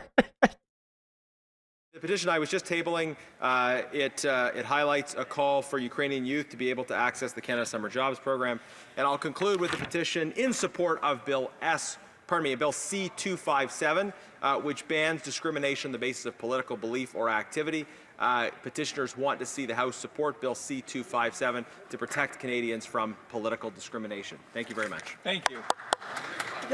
Presenting petitions, the honourable member for Vancouver East. Madam Speaker, I rise to table the petition E-Petition 5137. The petition gathered 3,497 signatures, and in addition, on the previous occasion, I tabled a similar petition that had 152 signatures on it, and then there are another 1,717 that is to be certified from Toronto, another 247 to be certified from Vancouver, for a total of 4,613. The petitioner notes that on August 12, 2024, Hong Kong's top court upheld the convictions of 7 of Hong Kong's most prominent pro-democracy activists, including 82-year-old Martin Lee and 76-year-old Jimmy Lai, for participating in a peaceful demonstration on August 18th of 2019. The group of 47... What about all the peaceful protests that happened outside of Ottawa? We're not talking about those very much, are we? participating in the election. Oh no, that's right. She's a part of the NDP. What happens in Canada doesn't matter. It's always international before Canada. Candlelight vigils in remembrance of the 1989 Tiananmen massacre. And given the extraterritorial reach of the national security law in Article 23, there's ongoing fear of surveillance amongst the Hong Kong diaspora, and in light of the recent spying charges laid against staff at the Hong Kong Economic Trade Office in the United Kingdom, Hong Kongers want to be reassured that this is not happening in Canada. And therefore, they're calling the Government of Canada... Oh, not happening in Canada, huh?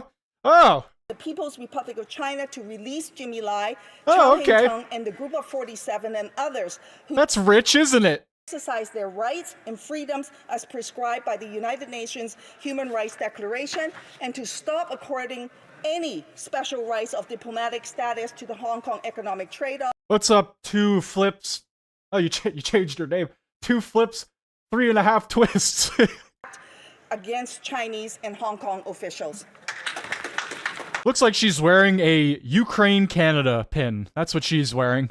Present a petition on behalf of folks who note that residents from across Waterloo Region have long expressed frustration with the unreliability and lack of access to GO Transit, particularly GO Train service between Kitchener and Toronto. Petitioners also note that our community has been promised two-way, all-day GO Train service every 15 minutes for over 10 years. They note that there is plenty of demand for this service, and that... Okay, at this point, I just see blue and yellow and instantly assume it's for Ukraine, because that's how our parliament rolls. I want to note that the federal government committed 40% of the project cost, $752 million back in 2017, and that as of today, there are no timelines to complete the project, leaving folks on overcrowded buses. Petitioners call on a number of items from the Government of Canada, most notably to demand timelines for project completion from the province and to report back to our community on those timelines. Presenting petitions, the honour for Regina Westcana. Thank you, Madam Speaker. I'm pleased to have the opportunity to present two petitions today, both signed by the Pakistani community in Regina, Saskatchewan, and both concerning the well-being of former Pakistani Prime Minister Imran Khan, who is currently imprisoned in that country for reasons that the United Nations have found to be an arbitrary detention and a violation of the Universal Declaration of Human Rights. The first petition called... Well, I guess you learn something new every day. ...High Commissioner of Canada in Pakistan to visit Imran Khan in prison and report back on his treatment and condition. The second petition calls on the Government of Canada to use diplomacy to call on the Government of Pakistan to release Imran Khan from prison altogether. Madam Speaker, I'm pleased to have the opportunity to present these petitions here today. Thank you. Presenting petitions, the Honourable Member Courtney Alberni. Speaker, Madam Speaker, it's a privilege today to table petition E5126, which has over 1,000 signatures, and it's particularly timing given that the peace train is arriving in Ottawa tomorrow, and many of them are signatories of this petition. Madam Speaker, they're calling on the Government of Canada to establish and fund a centre of excellence for peace and justice focused on research, education and training in conflict resolution, diplomacy and peace operations for Canadian civilians, police, military personnel and the international community. And Madam Speaker, they highlight that with the closing of the Pearson Peace Centre, Canada lost an important civilian-led, independent, institutional structure that supported effective research, policy and training in peace operations and conflict resolution, and that an open society and an informed public and Parliament is essential for the understanding of complex issues of violent conflict and for the achieving of lasting peace and disarmament, and that the lack of universal respect for an observance of human rights and fundamental freedoms is the underlying cause of violent conflict, and that upholding the basics of justice, equality, freedom, security, and well-being for all is essential for preventing conflict and war and for Canada's own security and stability. And they highlight that Canada signed the Universal Declaration of Human Rights in 1948, pledging itself to achieve its cooperation with the United Nations, the promotion of universal respect, and for observance of human rights and fundamental freedoms. And lastly, that Canada's Truth and Reconciliation Commission and Canada's adoption of the UN Declaration on the Rights of Indigenous Peoples reflect our commitment to the principles of justice, equality, and freedom. Thank you, Madam Speaker. Presenting petitions, présentation de pétitions. Presenting petitions. The Honourable Parliamentary the Honourable Member for Winnipeg North. Madam Speaker, it's with pleasure I table today a petition signed by many constituents and others dealing with the growth of the Canadian, Indo-Canadian community has been absolutely wonderful to see, and as one of the direct results of that is the demand to be able to have international flights, not only from that particular community, but other communities that would see more international flights taking place between Canada and Europe, in particular in this petition to India. And so it's with pleasure that I table this petition, and ultimately they would love to see one going directly from the city of Winnipeg into New Delhi. Thank you, Madam Speaker. Petitions, présentation de pétitions. Presenting petitions. Questions on the order paper. The Honourable Parliamentary Secretary, the Government House Leader. Yes, Madam Speaker, the following questions will be answered today. 300. Kevin, please stop speaking. Nobody wants to hear you anymore. 3024, 3026, 3031, 3033, and 3036.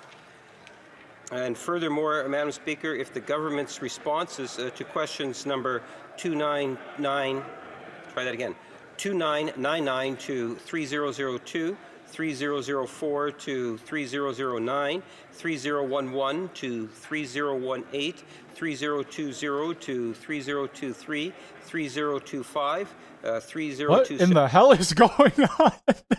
3032, 3034, 3035, 3037, and 3038 could be made for orders for return. These sounds like a robot. Electronic format immediately.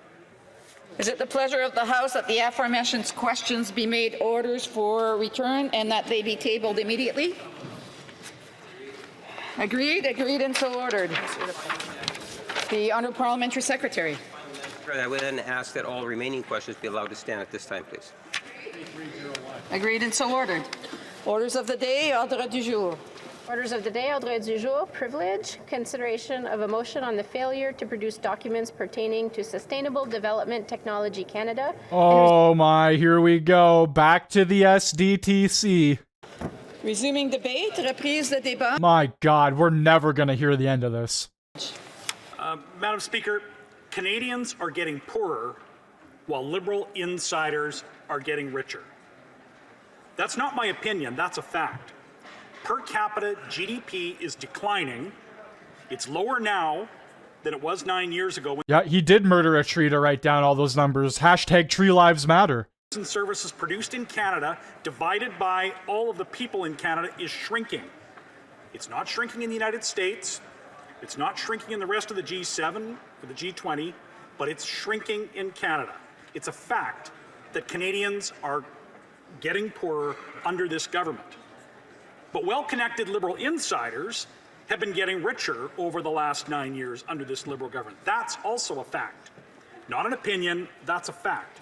Canadians are getting poorer while well-connected Liberal insiders are getting richer. So I rise again to speak about this government's refusal to comply with an order of this House to deliver unredacted documents to the RCMP related to the $400 million that Liberal insiders misappropriated and, in a staggering number of cases, voted to give money to themselves. It's true, Madam Speaker, that while we're debating Liberal corruption, we're no longer, we are not moving forward on solutions for Canadians like axing the tax, building the homes, fixing the budget, and stopping the crime. But if this government will continue and insist on acting in contempt of Parliament by ignoring a vote of Parliament, there can be no other business of Parliament. It's a matter of basic democratic accountability. So I continue to demand that this government comply with the order of Parliament and release the documents. And if they will not do so, to call an election. Oh my God, they are debating the exact same things from over a month and a half ago now. They are still repeating the exact same lines. Nothing has changed. Nothing has moved forward. Conservatives, Liberals, NDP, Bloc, you're all just making yourselves look worse and worse by not actually getting to the bottom of this issue. We suddenly just allowed them to get away without tabling the documents and shuffle the problem off to a committee to languish there. One of the things that they have planned in their legislative calendar was to introduce a motion. The Liberals handed over some sort of documents, but they were so heavily redacted that the information that could have been considered criminal or alleged criminal activity or whatever, it was all redacted. It was all blacked out. So they essentially got a full black sheet with nothing on it. And further reduce productivity and will not actually result in further revenue. It's a total joke. They're playing games, they're running around in circles, they're, like I said, repeating the exact same things over and over again, and it's just pathetic. Our parliament, our government, as a whole, every party, just continues to prove their to further show, excuse me, had a bit of a stroke there, how incapable they are of running this country. When we can't simply get over this issue alone. One issue out of tons of things going on, and we're still sitting here debating the exact same talking points from almost 2 months ago. It's pathetic. Thoroughly debunked the government's claim that like, what a joke. The taxpayers' dollars are going towards what? The absolute circus. The goddamn Cirque du Soleil. heard expert testimony that hundreds of thousands, perhaps millions of small businesses would be adversely affected. We heard expert testimony at the Finance Committee confirming that this tax they want to propose would... A lot of carbon in that black, I'm telling you. We heard expert testimony that this tax would reduce Canadian GDP by $90 billion. That's billion with a B, Madam Speaker. How much tax revenue do they lose in suppressing $90 billion of economic activity? So we are not interested in allowing this government to simply move on, not disclose the documents that have... Yeah, it really makes you wonder how much Trudeau has actually done behind the scenes and how much he's actually gotten away with. Because if they can't fix this issue and figure this out, and Trudeau is hiding everything involved with this, oh my God, man, what else is he hiding? What else has he done? Seriously, like, it really makes you think. Then doubled. They can't open up and be transparent on this issue. This government has had over 9 years to deal with Canada's problems, and they have only made things worse. So we're not going to keep debating. Yeah, I don't think we have laws here that can impeach the government. And even in the States, when a president gets impeached, I don't think they actually get removed from power. I could be wrong on that, but didn't Trump get impeached and a whole lot of nothing happened? Won't fix the budget. We know that Liberal insiders voted to give money to their own companies right under the nose of the minister. Question period is coming up very soon, roughly, if I had to guess, like 10 minutes from now it should be. Greg should return back to his throne, and everybody should be filing in very soon here. Give themselves money. What kind of governance is this? If you want my honest opinion, I'm quite frankly tired of listening to SDTC debate, because it's the exact same things that they have said over a month and a half ago. Like, nothing has changed. Literally nothing has changed. They've had so much time to come up with new lines, to come up with new points to attack or go after, and we're still here talking about them failing to hand over documents. It's a joke, man. Continue to raise these points in the House of Commons until we get answers from this government and until they table the documents. So we will continue with this, Madam Speaker, and I see that I'm running out of time before question period is going to begin. So I've got a minute or two. Yeah, they removed Canadian legends like Terry Fox from our passport, and they removed Canadian history from our passports. How long until the Kalistani flag is in our passport? To report back to the House within 30 days, 30 sitting days, shall be discharged if the Speaker has sooner laid upon the table a notice from the law clerk and parliamentary council confirming that all government institutions have fully complied with the order adopted on June 10th, 2024 by depositing all of their responsive records in an unredacted form. Hear, hear, hear, hear.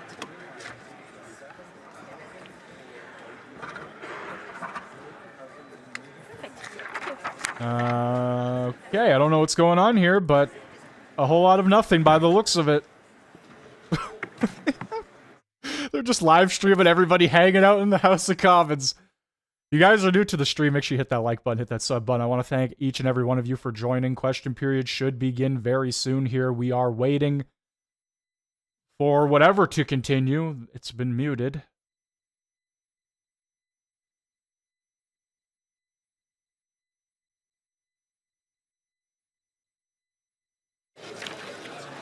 Order. There is quite a bit of a buzz going on in the room there, so I would hope that members will keep their voices down.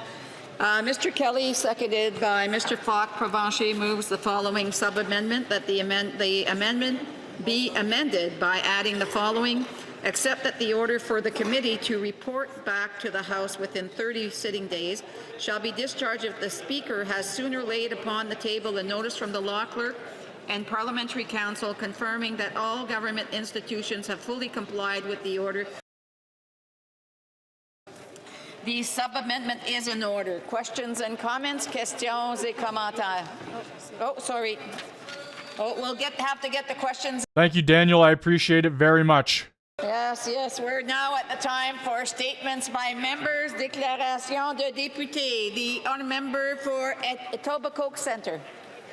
Speaker, today marks 1,000 days since Russia began its further invasion of Ukraine. This is much longer than the 3 days Vladimir Putin thought it would take, but frankly, it's 1,000 days too long. It should have never happened, and it wouldn't have happened if the world had stood up to Russia when it invaded Georgia or when it invaded Ukraine in 2014. It should not have lasted this long. It wouldn't have lasted this long if the world provided Ukraine with the aid it needs to win this war. Our government has said that Canada will stand with the Ukrainian people until they win, and that victory is the only option. Victory is the only option because Ukraine's victory is essential to Canada's security. If Russia wins, it will not stop at What? because Vladimir Putin has told us so. If Russia wins, Canadians will be next in defending ourselves against Russian aggression, whether that's in Europe or the Canadian Arctic or somewhere else. So on this anniversary, I urge MPs of all parties to ensure Canada provides the help needed to ensure Ukraine's victory so that we stop commemorating the days of Ukrainian courage and start commemorating the days since Ukraine's victory, since it regained its freedom. Since when was Ukraine an important ally, like a major important ally to any of us?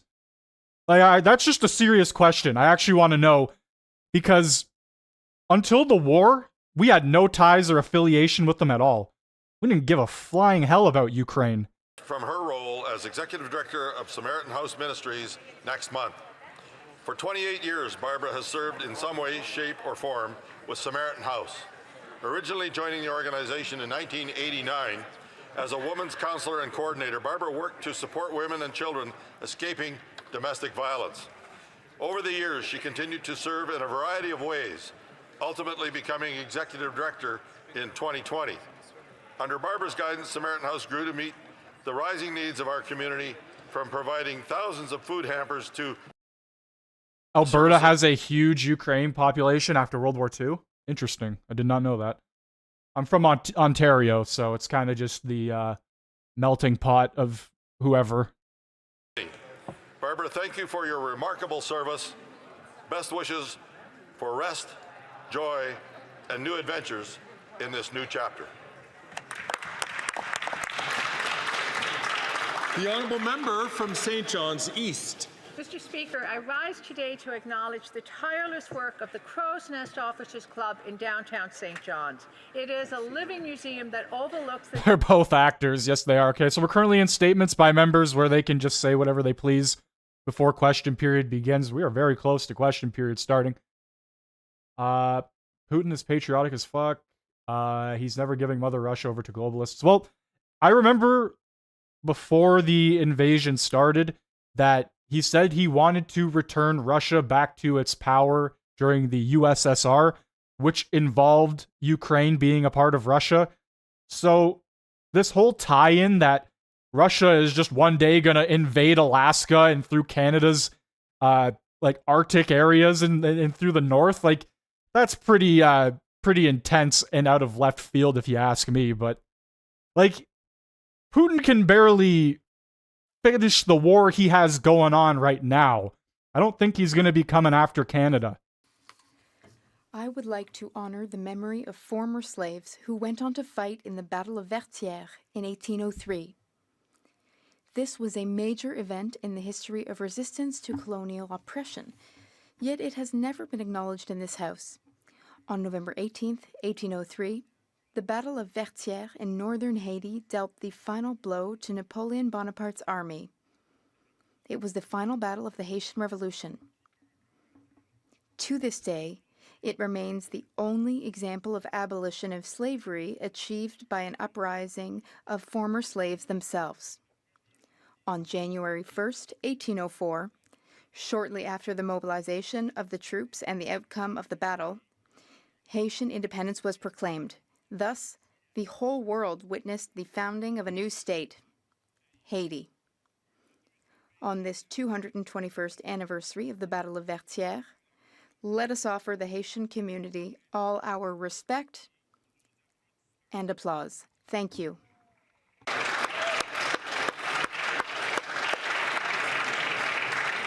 The honourable member from Steveston, Richmond East. Mr. Speaker, I rise today to welcome the Canadian Construction Association to the House today. Canada's construction industry is widely known to be about building structures and developing critical infrastructure. But it's important to recognize construction is at the heart of our nation's economic strength, shaping communities like my hometown, Richmond, British Columbia, and building the foundation of our nation's future.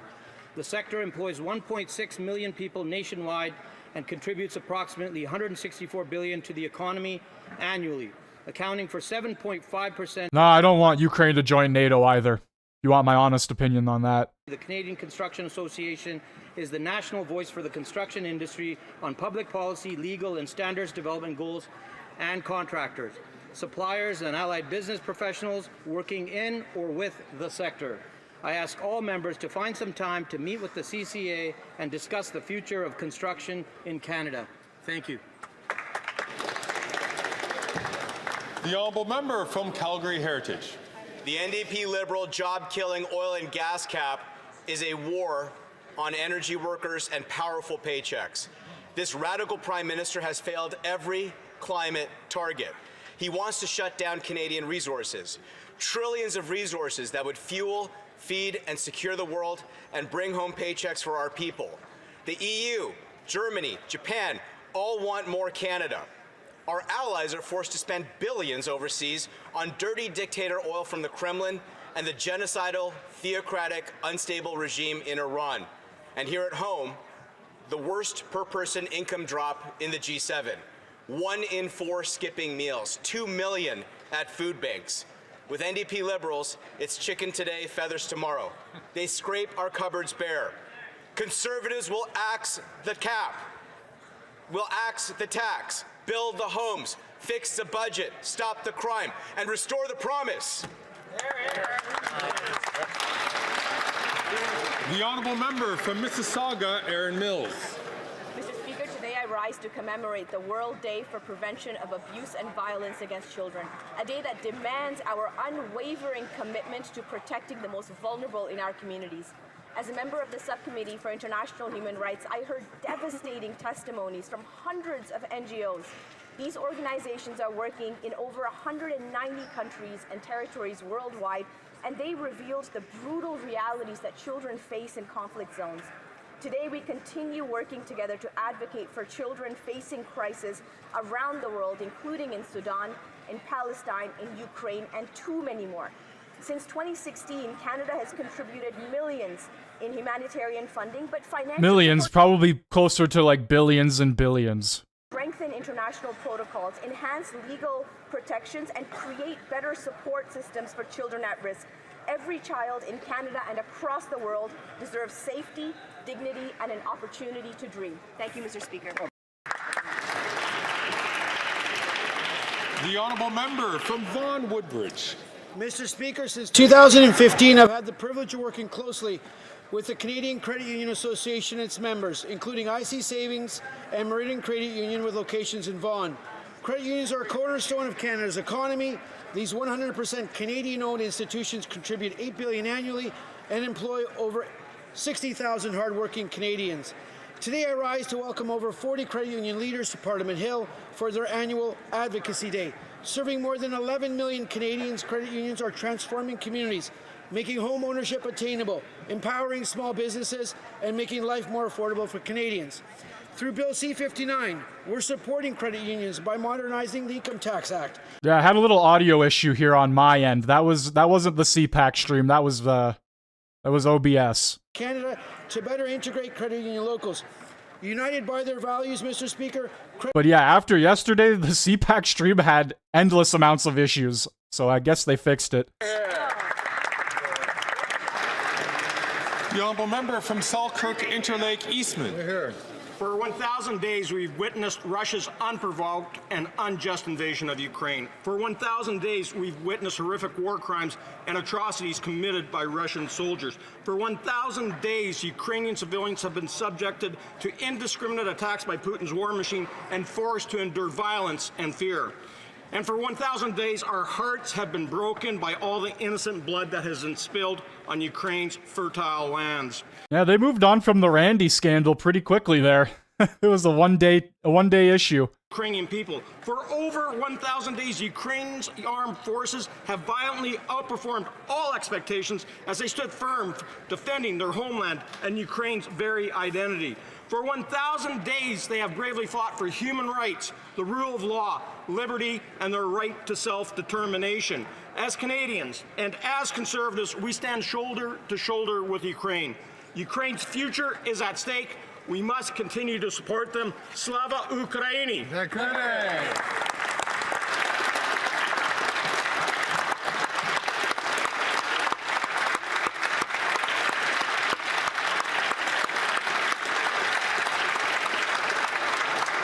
The honourable member from Whitby.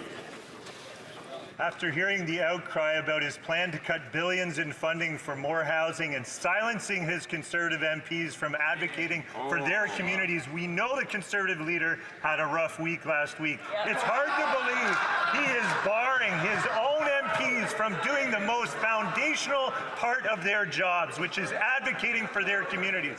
MPs should be representing their communities in Ottawa, not imposing their leader's agenda back at home. But the Conservative leader won't even let his MPs do their job that they were elected to do. One Conservative MP even told CBC that MPs are being stopped from helping their cities for partisan reasons. It's clear he has no confidence in them, and they have no confidence in his leadership. So when And Canada, all of Canada has zero confidence in your government. and tell him he's not fit to lead. Oh my goodness, he's getting mad. Wow. He was fired up there. Order. The honourable member from Medicine Hat, Cardston Warner. Mr. Speaker, this NDP Liberal government has made Canadians unsafe. Their catch and release policies have caused violent crime to increase by 50%. Legislation like Bill C-83 makes life even easier for violent offenders in prison, where they must now be incarcerated in the least restrictive environment. What that means is that an individual who abducted and then assisted her boyfriend in the sexually motivated killing of an 8-year-old girl, in 2009, is now allowed to be in the presence of children through a mother-child program in a federal prison. The Liberals have broken our justice system so thoroughly that sex offenders and killers, including those who are serving sentences for killing children, now have access to children in prison. Think about that. This government must be held accountable for their egregious failures, Mr. Speaker. A common-sense Conservative government will prioritize the rights of victims and the safety of Canadians for all Canadians. The honourable member from Oxford. After 9 years of this Liberal NDP government, they have broken our immigration system. They ignored warnings from their own government officials. They dropped security checks, and they even skipped vetting, causing chaos. We have seen the fastest population growth since the 1950s that the Liberals now admit has put pressure on housing, healthcare, and jobs. We have seen the highest surge in refugee claims ever.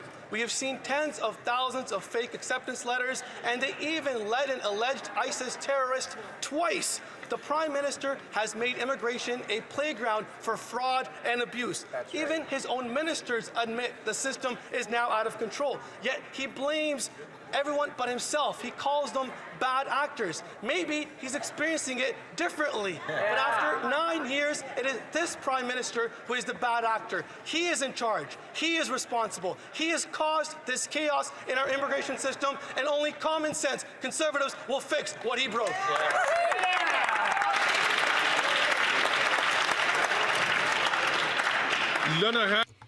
The Honourable Member for Saint-Lambert. We know that the Conservative leader has had a difficult week because of the scandal over his plan to scrap the housing agreement between the Government of Canada and Quebec. Yesterday, we announced a major new housing investment through the agreement. These investments will make it possible to carry out a number of building projects over the next few years. These investments will make it possible to add 8,000 affordable and social housing units to the existing supply in Quebec. Quebecers cannot afford the Conservative leader's irresponsible plan to cut the housing agreement with Quebec. In my riding, people understand that we need to do everything we can to build the housing units we so desperately need, and I will continue to fight for that. Thank you. You had 10 years to do that. The honourable member from Courtenay, Alberni. Mr. Speaker, tomorrow, November 20th, is Universal Children's Day. This is a day we recognize annually to promote and celebrate children's rights in Canada and worldwide. On this day, we recognize the Declaration of the Rights of the Child and the Convention of Children's Rights. These rights include the right to be protected from violence and discrimination and the right to life, health, and education. Today, there are delegations from UNICEF visiting parliamentarians, and I would like to salute the work of UNICEF and all child-focused organizations who take the time to educate us as parliamentarians about how to meaningfully improve children's lives. And over the last several years, we've seen absolute devastation for children worldwide in conflicts including Ukraine, Palestine, and Sudan, and now in Lebanon. International law and human rights are under attack, and children bear the brunt of these conflicts. As New Democrats, we will always stand for the rights of children, and we'll make space for children and young people to raise their voices on the issues that matter to them. Happy Universal Children's Day. Hear, hear. Hear,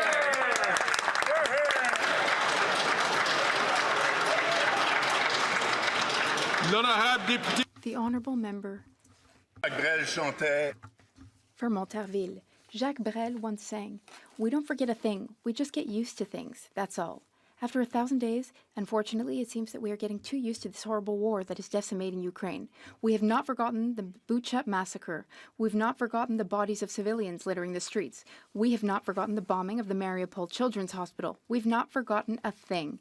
And yet, while terror continues to haunt the streets of Ukraine, while no civilian is safe, as women are being raped and children are being nonchalantly killed by an army that has forsaken its humanity and that uses every possible means to incite horror. As the words Third World War become real once again, alas, we seem to be getting used to it. We don't forget a thing, we just get used to things, that's all. Those are the Jacques Brel lyrics.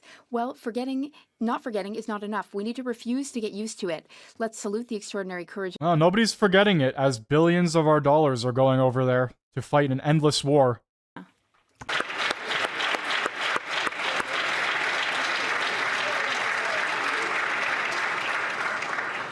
The honourable member from Calgary Nose Hill. Today, Cree lawyer Leah Ballantyne, who is a survivor of the 60 scoop, was quoted as saying, "Identity fraud is fraud. I think someone who has taken an oath of office to represent people in a level of government has an ethical duty to be honest with all constituents and all people in Canada, in which case the Minister of Employment has not done. She's right. That Liberal minister falsely claimed Indigenous identity. His company received government contracts using that stolen identity, apparently while consorting with cocaine dealers, and all while he was a sitting Minister of the Crown. What kind of a message is the government sending by allowing Cocaine him to Randy. sit in cabinet? As Jody Wilson-Raybould said today, the Prime Minister is making a mockery of reconciliation and is enabling, quote, white people playing ancestry wheel of fortune. That fraudulent minister must resign, or the Prime Minister must fire him.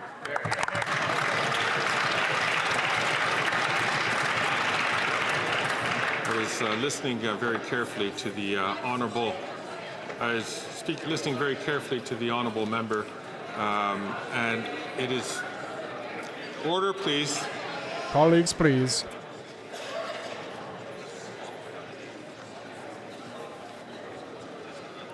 I was listening very attentively to the honourable member's statement, and for most of the statement, it was within the bounds. The last sentence by impugning a member directly is not permitted in this place. I'm going to ask the honourable member just to withdraw that word so that we can move on. Mr. Speaker, I was quoting a Cree lawyer who called the minister a fraud. He is a fraud, and I don't withdraw. Oh!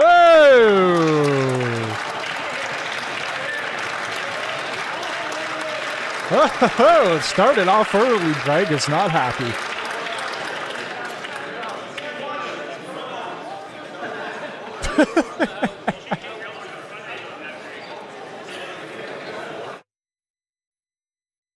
Oh, and we get a mute. We get a mute here from Greg. Wow.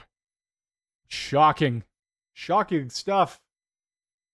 More fear-mongering over Ukraine while more Canadians have died of overdose. Yeah. I'm going to invite the honourable member. Order.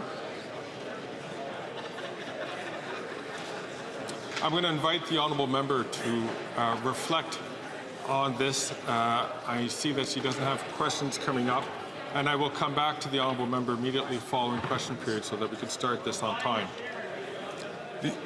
Colleagues, also in an extraordinary situation, when the honourable member from Brandon Souris made his declaration at the front end, about a quarter of his declaration was not captured on cameras.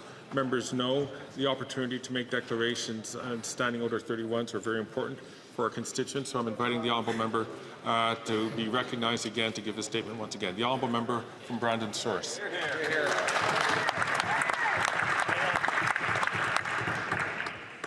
I rise to recognize Barbara McNish, who retires from her role as Executive Director of Samaritan House Ministries next month. For 28 years, Barbara has served in some way, shape, or form with Samaritan House. Originally joining the organization in 1989 as a women's counselor and coordinator, Barbara worked to support women and children escaping domestic violence. Over the years, she continued to serve in a variety of ways, ultimately becoming the Executive Director in 2020. Under Barbara's guidance, Samaritan House grew to meet the rising needs of our community, from providing thousands of food hampers to offering critical services that empower individuals toward independence and hope. As Barbara steps into the well-earned retirement, her legacy of compassion and community advocacy is an inspiration to many. Barbara, thank you for your remarkable service. Best wishes for rest, joy, and new adventures in this next chapter.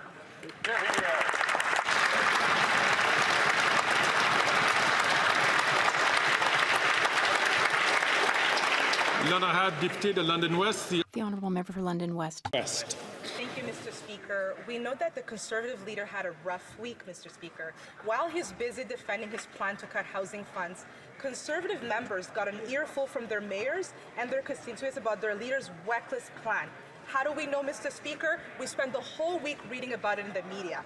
It's no wonder Conservative MPs are going behind their leader's back to plead for funding and complain to the CBC about their gag order he has imposed on them when it comes to representing their communities. Meanwhile, In London, we added an extra 638 units for the people of London West who need it most. Conservative MPs are elected to represent those who sent them here, Mr. Speaker. They have a responsibility to stand up to their leader and to do it right in this House, Mr. Speaker. Thank you.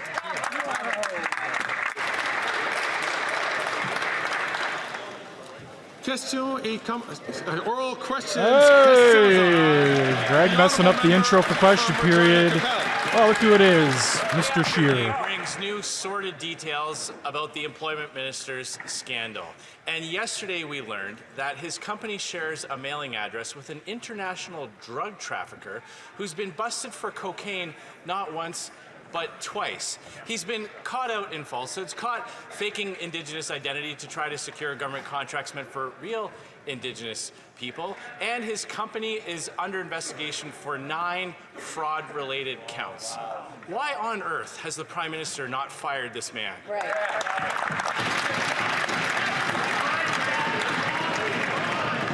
The Honourable Minister for Employment and Workforce Development. Mr. Speaker, as I said yesterday, I don't know the person referred to in that article. I've never met that person. It's stated in the article, Mr. Speaker. Thank you. Randy with the quick comebacks, as per usual. Recap the scandal so far. He said he was Indigenous, even though he wasn't. He said his great-grandmother was Cree, even though she wasn't. He said there was another Randy working at the company, even though there wasn't, that he had nothing to do with the company while he was in cabinet, even though he was, and his company got a contract while he was sitting around the cabinet table. In a normal government, any one of those scandals would be cause for dismissal. Yeah, that's right. So why in this wacko Liberal government does this man still sit in cabinet? Oh, wacko. I ask members to be very judicious in their use of words.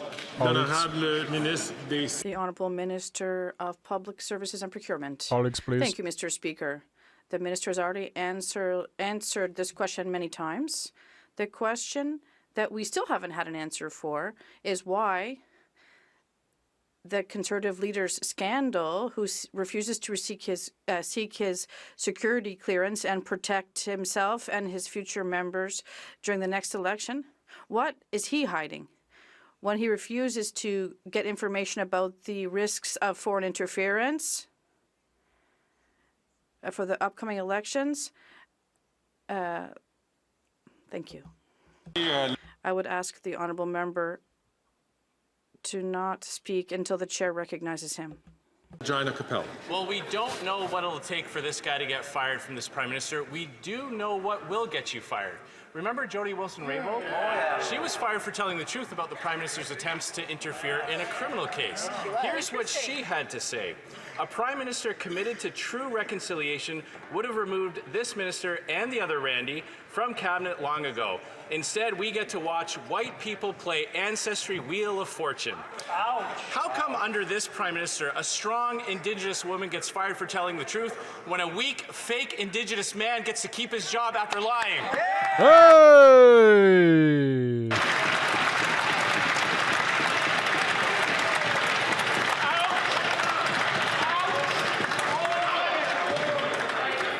Again,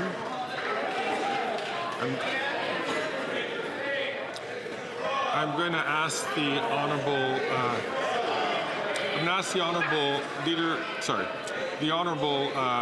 member from Regina Capel, who once sat in this chair, to withdraw that one word which was directly used to another member, which would not be considered parliamentary. And ask the honourable member to do so. I'll withdraw the word lying and replace it with telling falsehoods.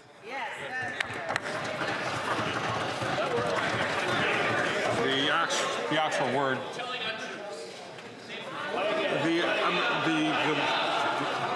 Oh my. The word which was being used.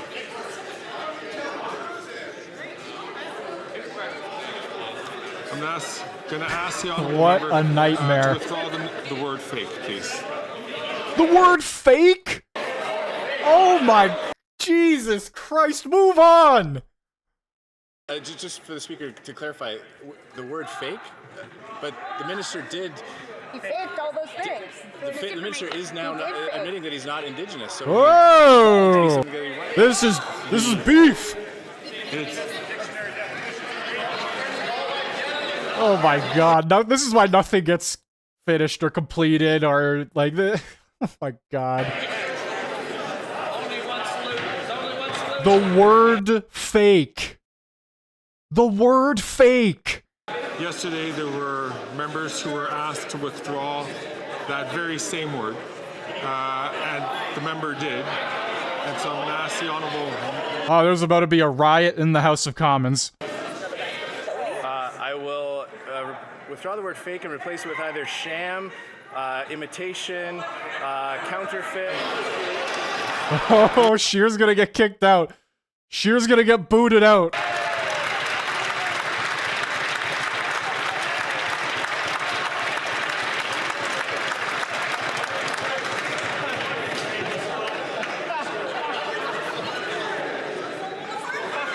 Randy admitted that it was all lies and fake manipulation. And now the Conservatives, Andrew Scheer has called it out, and Greg did not like that.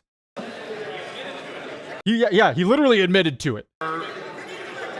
I've always insisted, I'm going to ask all members, please, not to take the floor while the speaker is addressing. Colleagues, please. When it has been a tradition of this place to ask very tough questions, to keep government accountable. It's important for government, of course, to provide very clear answers. Keep government accountable. Whoa. Oh, Greg. Oh, Greg. Try to do this in a way that allows people to treat each other with decorum and respect. Who's getting the boot? Put it in the chat. Who do you think is getting the boot? Once before. Yesterday, we asked a number of... This is more rowdy than it was yesterday, man. ...to a particular member to withdraw that same word that I'm just asking for today. I just asked the honourable member just to withdraw that word so we could just move on. Mr. Speaker, when I sat in that chair, I heard the word fake being used many, many times. I will come back to this issue later on. I will come back to this issue near the end of question period. We're the Honourable Leader of the Government in the House of Commons. Well, thank you, Mr. Speaker, but I think that little display of disrespect for that place is ubiquitous of how Conservative members treat this. Oh, Karina, enough out of you. They're trying to distract and make Speak up. Nobody can hear you. Colleagues. What's up, Frosty? How's it going?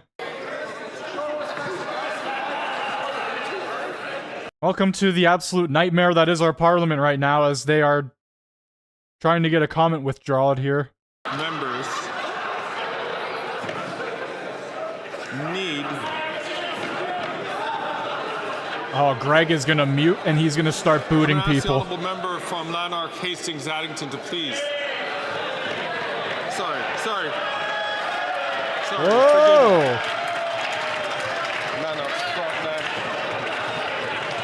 Forgive me, the honourable member from Lanark, Frontenac and Kingston.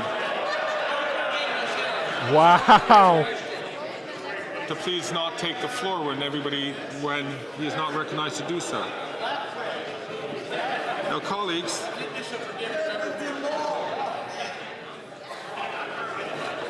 any second now. Oh, there it is. I was about to say any second now. He's gonna hit the mute button and people are going to start disappearing. He's gonna start kicking people out. All because of a factual statement. the Honourable Minister had finished her answer because I was not able to hear her. So I'm going to ask the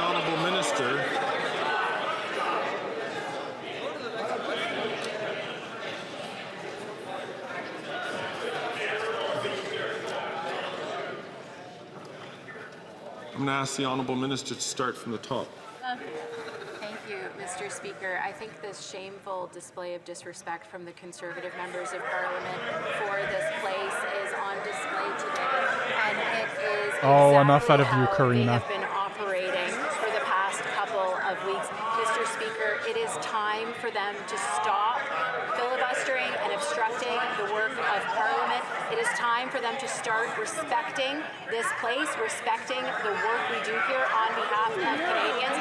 We have deposited up to 29,000 pages worth of documents. They need to stop these games and let everybody get back to work on behalf of Canadians. Thank you.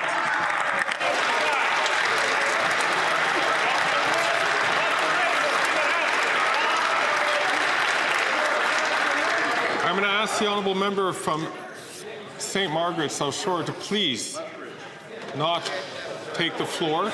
And to all colleagues, we are wasting a fair bit of time. And to making sure that members get going, we might have to cut a couple of questions from today. So let us make sure. Ooh, Greg, this is your fault. This is your fault, Greg. The instructions. The honourable member. I don't see Sheer anymore. What time is it for? It's time for the minister to fire the Minister of Official Languages. He says he's an Indigenous person, even though he's not. He claims his great-grandmother is Cree, and that's false. He's not the Randy from the texts who runs GHI, but we now know that there's only one Randy in the company. Worse still, the company in which he's a shareholder received government contracts while he was in cabinet. The Minister of Official Languages must do the only honourable thing, resign in shame. Will the Prime Minister fire his imposter of a minister?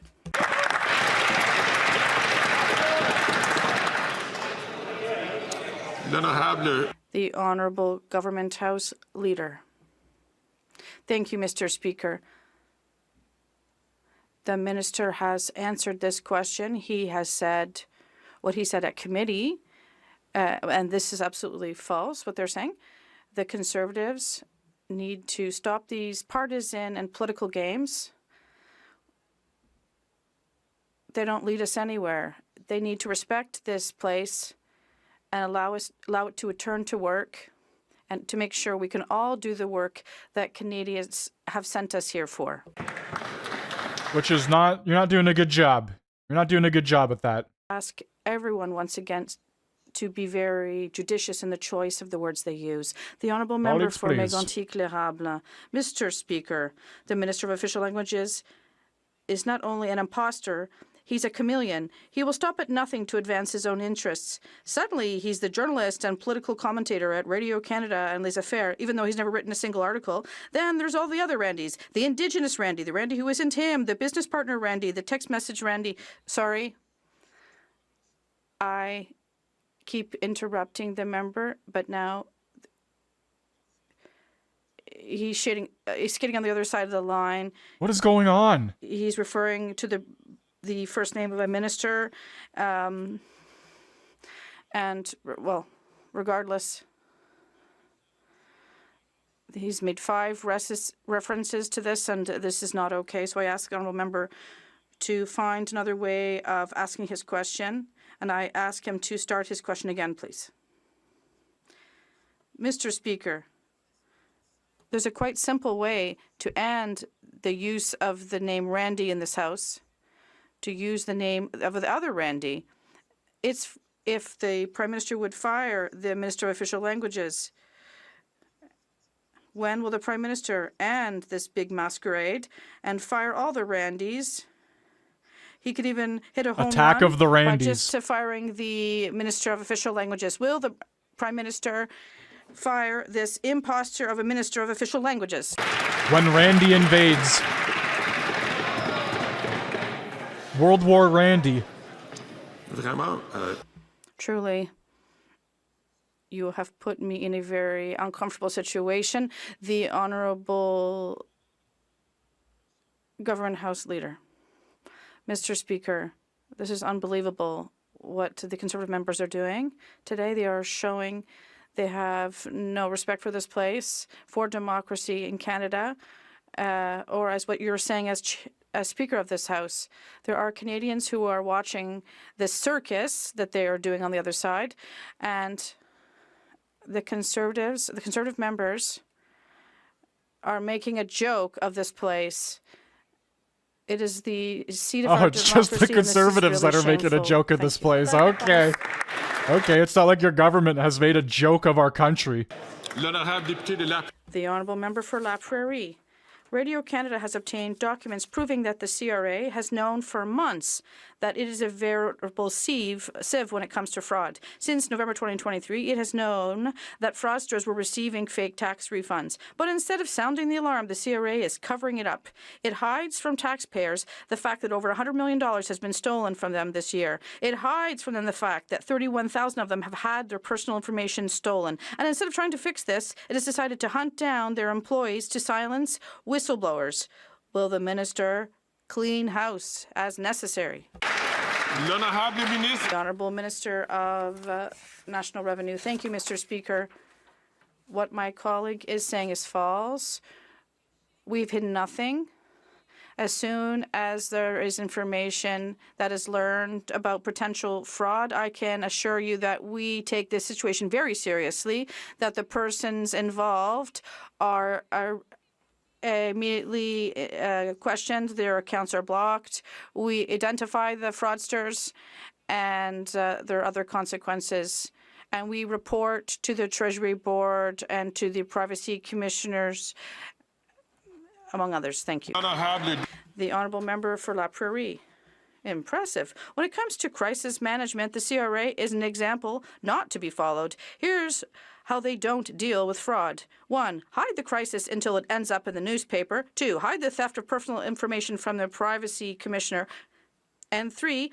Hunt whistleblowers instead of fraudsters. In short, CRA executives don't want to solve the problem. They just don't want to be blamed for it. Their top priority is to protect their own backs. Will the minister get her priorities straight?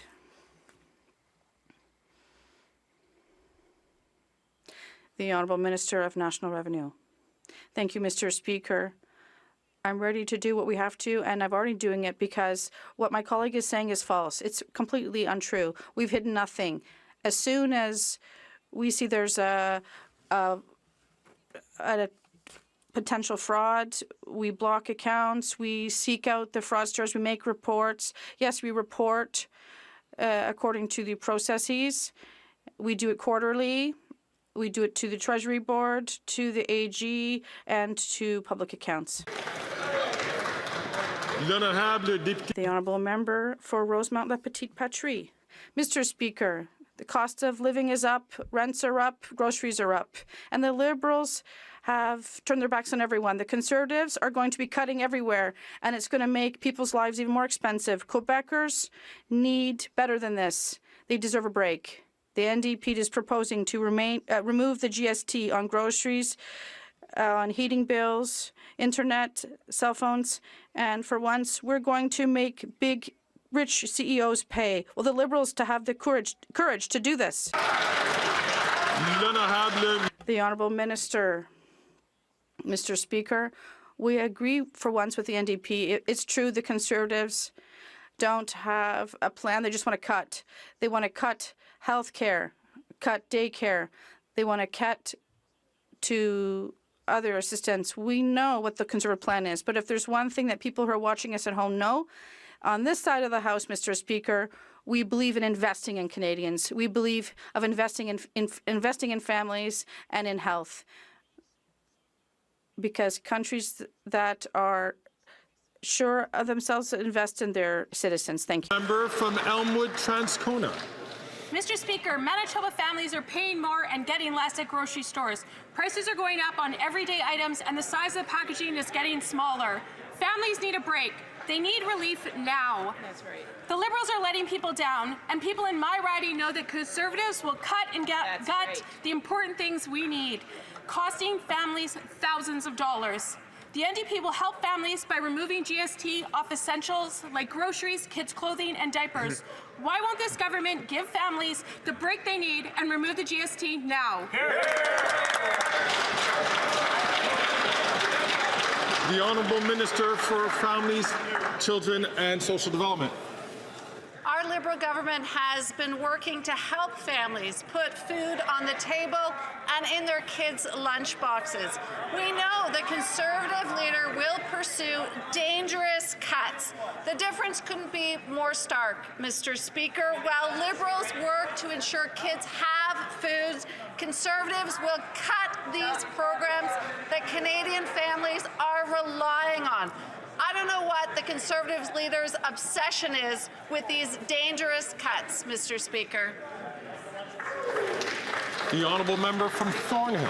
Mr. Speaker, it seems that either the employment minister or the other Randy actually might also be moonlighting as a magician. We know he says he's Indigenous, even though he's not. We know he stole from Indigenous Canadians. We know he said he wasn't involved in the company when he was in cabinet, but he was. But today, perhaps as a magician, he has made his business partners disappear. Shauna Parker and Felix Papineau have disconnected their phone numbers, they deactivated their emails, and they are nowhere to be found to avoid the scrutiny of this parliament. So will the minister stand up, wave his magic wand, and tell his business partners to show up here?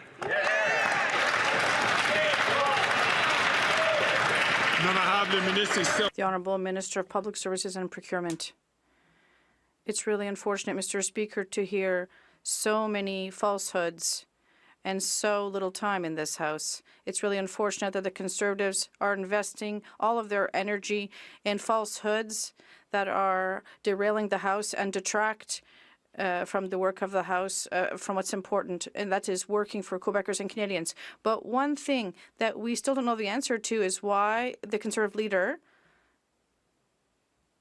who sits next to the member, has not sought his security clearance so they can protect all members during the next election. The honourable member from Thornhill. If the minister doesn't know where to find these individuals, perhaps he can ask the other Randy, who's still very much in contact with those partners. But even the Liberals are taking note of this humiliating and fraudulent affair. Liberals like Jody Wilson-Raybould, who called it, quote, so shameful and extremely destructive. The Prime Minister fires the first Indigenous Attorney General, but keeps the first fake Indigenous Employment Minister. That's some version of reconciliation. When is the Prime Minister going to fire the Employment Minister and the other Randy?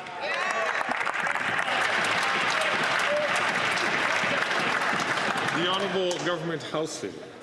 Mr. Speaker, the minister has addressed those issues. He has stated that what the member opposite said is false. But, Mr. Speaker, what we want to know is why is the leader of the opposition silencing his members of parliament?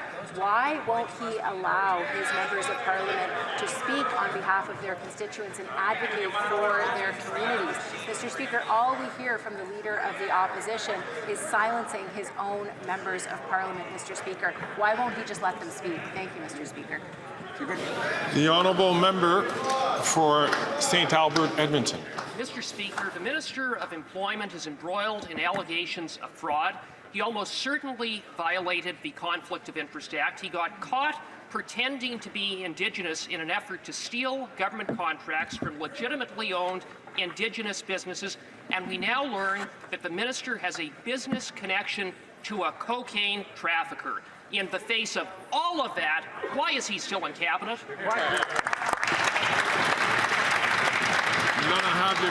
The Honourable Minister of Public Services and Procurement. The member has once again combined all sorts of falsehoods to make some sense of the story, but the minister has answered these questions on several opportunities. All of this is false, and we still don't know, however, how the member who asked the question will protect himself against foreign interference during the upcoming election if his Conservative leader refuses to seek his security clearance. How will he know if he's protected from foreign interference under the next election? Member from St. Albert, Edmonton. Mr. Speaker, one must ask why the Prime Minister hasn't seen fit to fire this minister. Could it be that the Prime Minister violated the Conflict of Interest Act not once, but twice? Could it be that the Prime Minister is a cultural appropriator, having worn blackface more times than he can remember? Isn't it the case that if the Prime Minister were to fire the minister, he'd have to fire himself? Oh, yes. There's a lot of people over on the Liberal side that should be fired. There's Mary Ng sitting right there. The Honourable Minister for Innovation. Mr. Speaker, what Canadians are witnessing today is very disturbing, Mr. Speaker. On many occasions, God, listening to you is frankly quite disturbing. Mr. Speaker, but the real issue that Canadians are asking at home is why the leader of the Conservative would not get the security clearance, would not get the briefing, and would not do his job, Mr. Speaker. That's what Canadians are concerned about. Get the clearance, get the briefing, and do it. Oh, Canadians are concerned about the insanely high prices of living. Canadians are concerned about feeding their families and paying bills. Nobody cares about Pierre Poilievre's security clearance. Nobody cares. Canadians aren't sitting there fiending for Poilievre to get his clearance. No. My God, man. They speak through the speaker. How out of touch do the Liberals have to be? The Honourable Member for Charlebourg-Saint-Charles. The Minister of Official Languages said he was an indigenous, so he can get money for Indigenous companies, even though he's not. Also, the famous Randy, he says isn't him, even though we know there's only one Randy there. He's an imposter and a charlatan. He's corrupt. On several occasions, I have asked all members to be very cautious in terms of the language that they are using. This time, the language that is being used directly impugns another member of this place, and I would ask the Honourable Member for Charlebourg-Saint-Charles to ask his question again and to retract his comments and to re-ask his question. Mr. Speaker, the Minister of Official Languages has said he's Indigenous. Oh my God, Greg, please. Your comments first, retract them, and then we almost lost the feed your there. question again. The Honourable Member for Saint-Charles. I'd like to retract that he's a fraudster and corrupt, and I will say instead that he has committed fraud and corruption. Is that okay? No. That won't work. I would ask members to follow the members of other who asked the question yesterday, and their retraction was acceptable. So I'd ask the member once again, please, to retract his comments and then ask his question again. Otherwise, we'll move on to the next question. We can't say the minister is a fraudster and corrupt and say there are allegations of fraud and corruption with respect to this minister. And I would ask the Prime Minister to remove him from cabinet. The Honourable Minister of Public Services and Procurement. Our colleague from Charlebourg-Saint-Charles is obviously just having a hard time expressing himself today. But one thing we do And wow, I figured we would go a whole stream without issues, but his Conservative leader, who saying that the agreement site we have with the government of stuttering Quebec a is bit. to build 8,000 housing units, but he said there are none, but there are dozens in his own riding. So what is going on, man? To go himself and see that there are truly projects in his riding. The Honourable Member for Charlebourg-Saint-Charles. The Minister is trying to divert from the question, but the Minister of Official Languages in 2015 said that he was a journalist and even worked for Radio Canada and Les Affaires. We know it's not true, Mr. Speaker. He also led people to believe he was Indigenous to get funds for Indigenous companies. He no longer deserves to be in cabinet. Will the Prime Minister show him the door? The Honourable Minister of Public Services and Procurement. The Minister has already answered these questions, but what we still haven't heard, Mr. Speaker, is the opinion of the Conservative member for Charlebourg in terms of his riding and the projects that are being built. There are dozens of affordable housing units that have been built with the agreement with the Quebec government that we signed. But his Conservative leader is saying that these units don't exist. When he show all of us, ask his leader to go visit these wonderful housing units that his leader says don't exist. I'm a member from St. Margaret's, South Shore St. Margaret's, for the second time today to not take the floor when not recognized. I would not like to remind him a third time. The honourable member for Avignon, La Matisse, Matane, Matapedia. The federal government has once again made a clean getaway on passports, while the federal government is being questioned about its border plan in the face of Donald Trump's deportation threats. Radio Canada reveals that the federal government issued a passport to a criminal smuggler known to authorities, a repeat human trafficker, a man implicated in the deaths of 9 migrants in the river last spring. This man was given a passport by Service Canada. How is it possible to be so dangerously incompetent?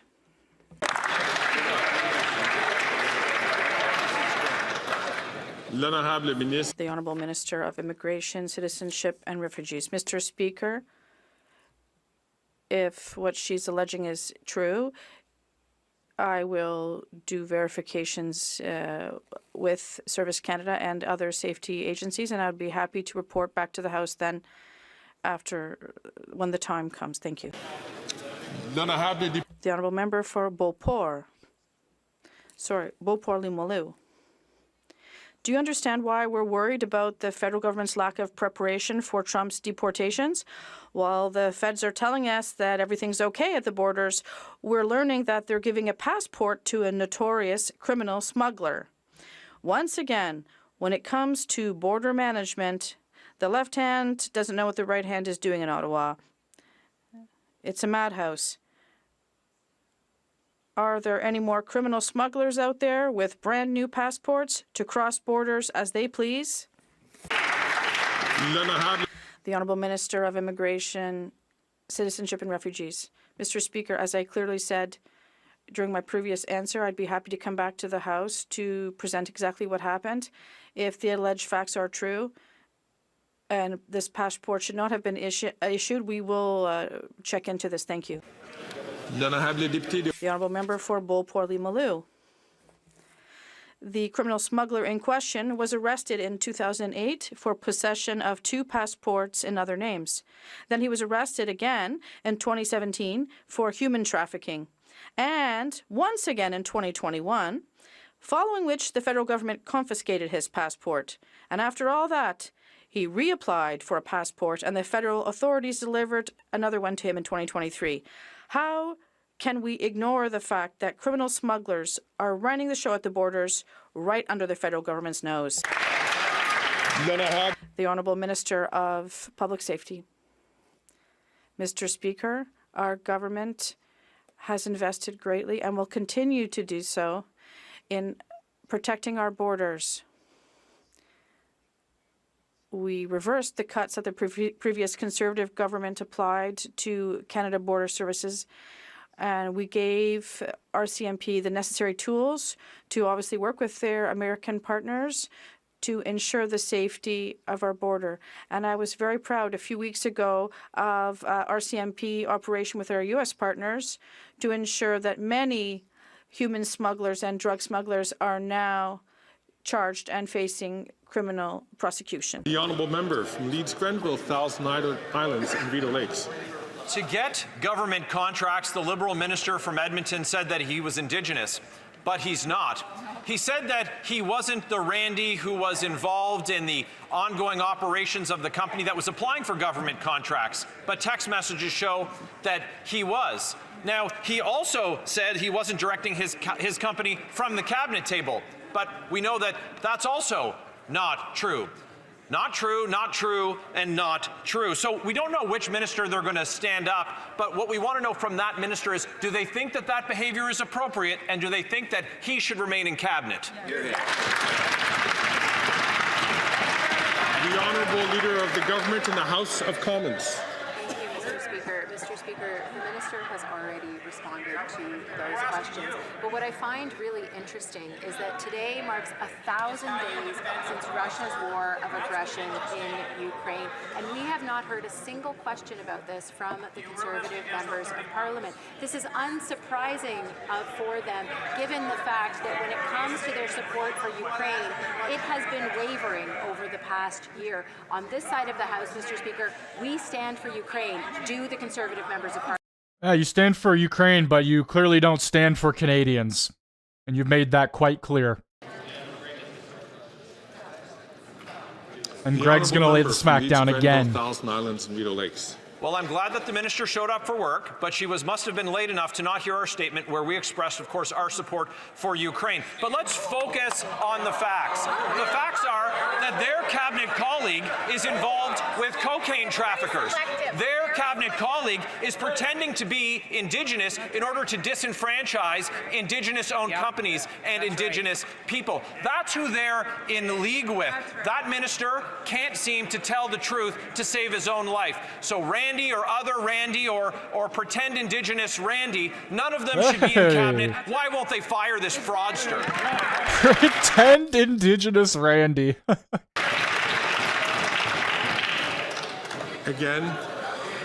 Again, colleagues, for the second day in a row, I'm going to ask the honourable member from Leeds Grenville to, the very last part of his question, using language which just can't pass this test. The honourable member, will he just simply withdraw that question, and then we can move on? Withdraw that word, and then we could just simply move on. The word fraudster is withdrawn. I thank the honourable member. The honourable leader of the government of the House of Commons. Thank you, Mr. Speaker. Well, I guess the member opposite wasn't paying attention to my answer because I said we were halfway through question period and I had yet to hear a question from the members opposite about the war of aggression by Russia on Ukraine. And Mr. Speaker, let's look at the facts. This time last year, they were holding up and voting against the Canada-Ukraine Free Trade Agreement, an agreement that Ukraine had asked us for as an ally. Mr. Speaker, when it comes to meaningful action, they do everything they can to hold back support from Ukraine, and we're seeing that today too. Thank you, Mr. Speaker. And ask the honourable member from Battle River Crowfoot, please, to not take the floor when not recognized by the chair. The honourable member from Halliburton, Kawartha Lakes, Peterborough. Brock.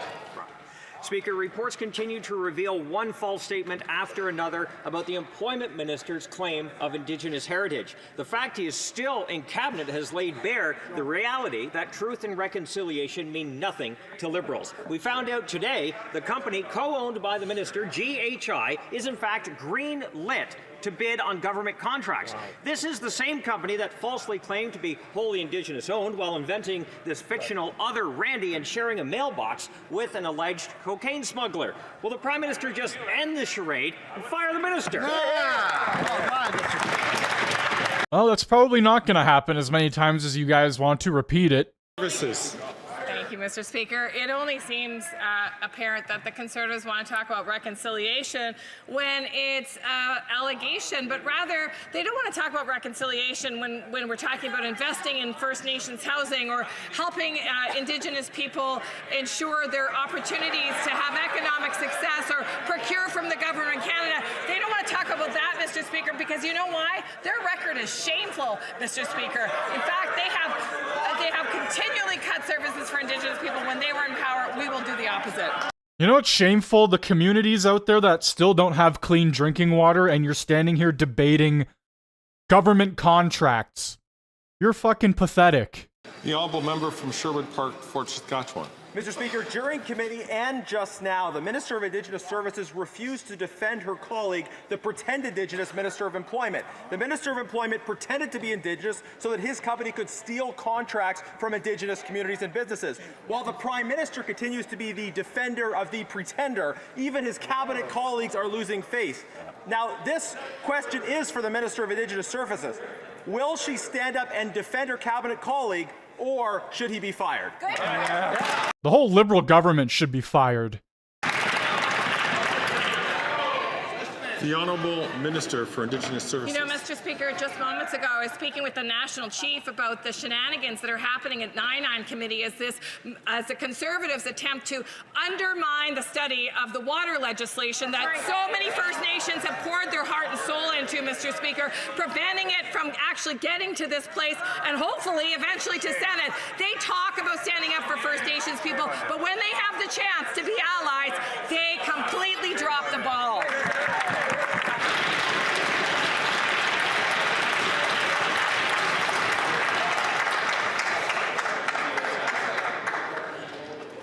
The Honourable Member from Victoria. Mr. Speaker, the cost of living is up and Canadians can't keep up. Meanwhile, oil and gas CEOs pollute our planet.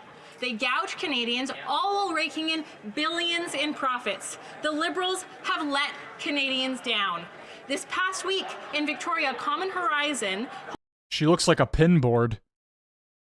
...calling on this government to make rich CEOs pay what they owe. So will the Liberals listen to Canadians and finally put an excess profits tax on big oil and gas?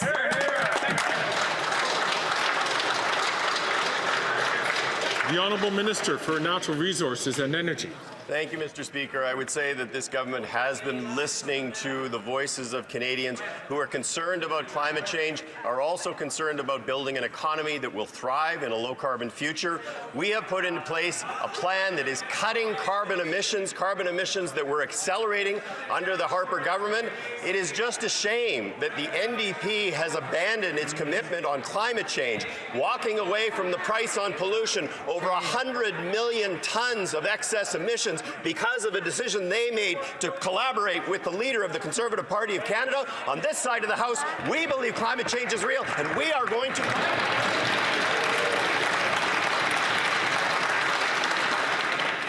The Honourable Member for Hamilton Centre. Mr. Speaker, nobody believes this progressive Liberal government because they bought a pipeline. But back to the question at hand.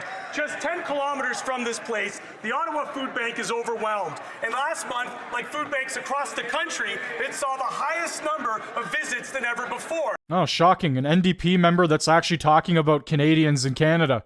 Bank need one now. The Liberals have let people down, and the Conservative cuts are only going to make things worse. It is our NDP plan to remove the tax on grocery items, diapers, and food clothing that will finally bring some relief. So will they finally act for Canadians? So you're going to remove the tax on those items, but where are you going to get that tax money from?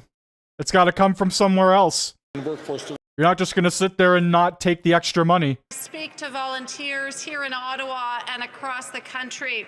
They share with me not only the pride and the importance of what they're doing, but they also share with me the importance of the Canada Child Benefit and how it impacts the families that they serve. Not only the Canada Child Benefit, Mr. Speaker, but also moving forward with the National School Food Programming, ensuring that kids at school have access to food when they need it. I won't be lectured by the Conservative MPs when time after time... The Honourable Member from Kings Hants. It has been widely reported that Conservative MPs have written to the Minister of Housing advocating for their communities to receive federal funding for new housing. And that's exactly what MPs should do. But what is shocking is that the Conservative... I'm going to ask the Honourable Member from Miramichi Grand Lake, please, not to take the floor unless recognized. I'm going to ask the Honourable Member from Kings Hants to start again. Speaker, it has widely been reported that Conservative MPs have written to the Minister of Housing advocating for their communities to receive federal housing money, and that's exactly what MPs should do. But what is shocking is that the Conservative leader has banned them from advocating for their communities and imposed a gag order from them even talking about these initiatives just because he wants to cut housing funding. Can the Minister of Housing encourage Conservative MPs to find their voice or provide them a witness protection program so they can keep communicating? And can he explain what the Conservative leader's cuts would do to home building in this country, Mr. Speaker?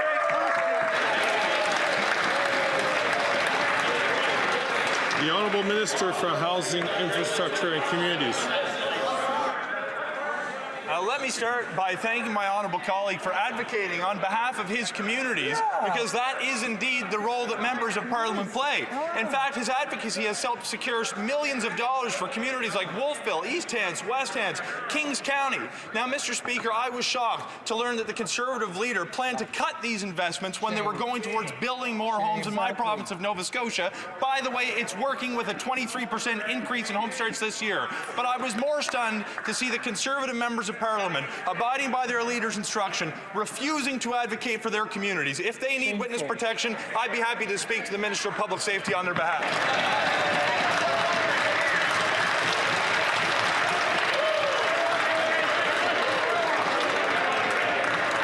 The honourable member from Kamloops Thompson Caribou. Order. Speaker, 8-year-old Tori Stafford was brutally and viciously murdered by Terry Lynn McClintock and her boyfriend in a sexually motivated killing. Jesus Currently, Christ. McClintock lives in a townhouse-style jail in Ontario in medium security. That jail also houses a mother-child program. When I visited there, I was appalled to see that there were children in that jail at that security level in the townhouse-style complex. How could this Liberal government allow child killers in the same jail as children?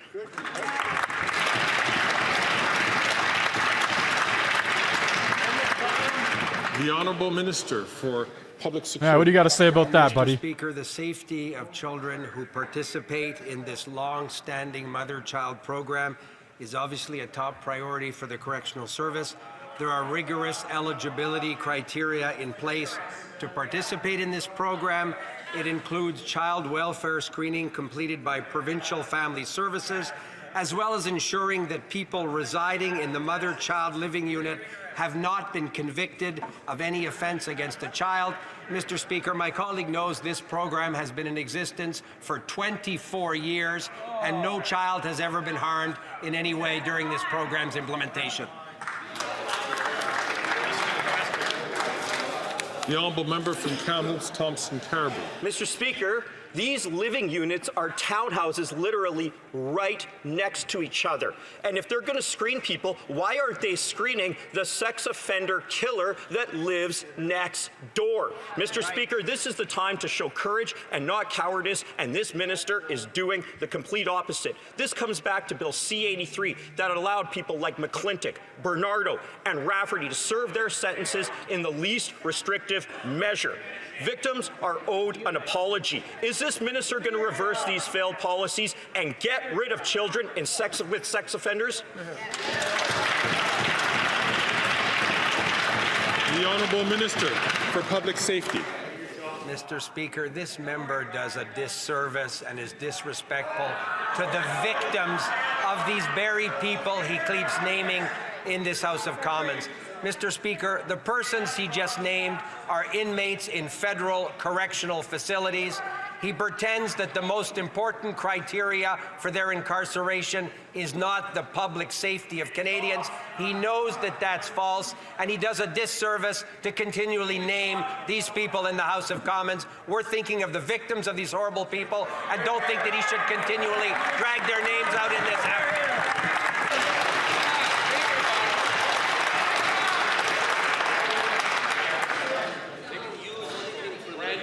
The Honourable member from Peterborough-Kawartha. Tori Stafford was 8 years old when she was lured from school by a monster. Tori never made it home. She was beaten, tortured, sexually assaulted, and murdered by Terry Lynn McClintock and Michael Rafferty. Today, Terry Lynn McClintock lives in a cozy townhouse with free access to the mother-child program. Yes, you heard that correctly.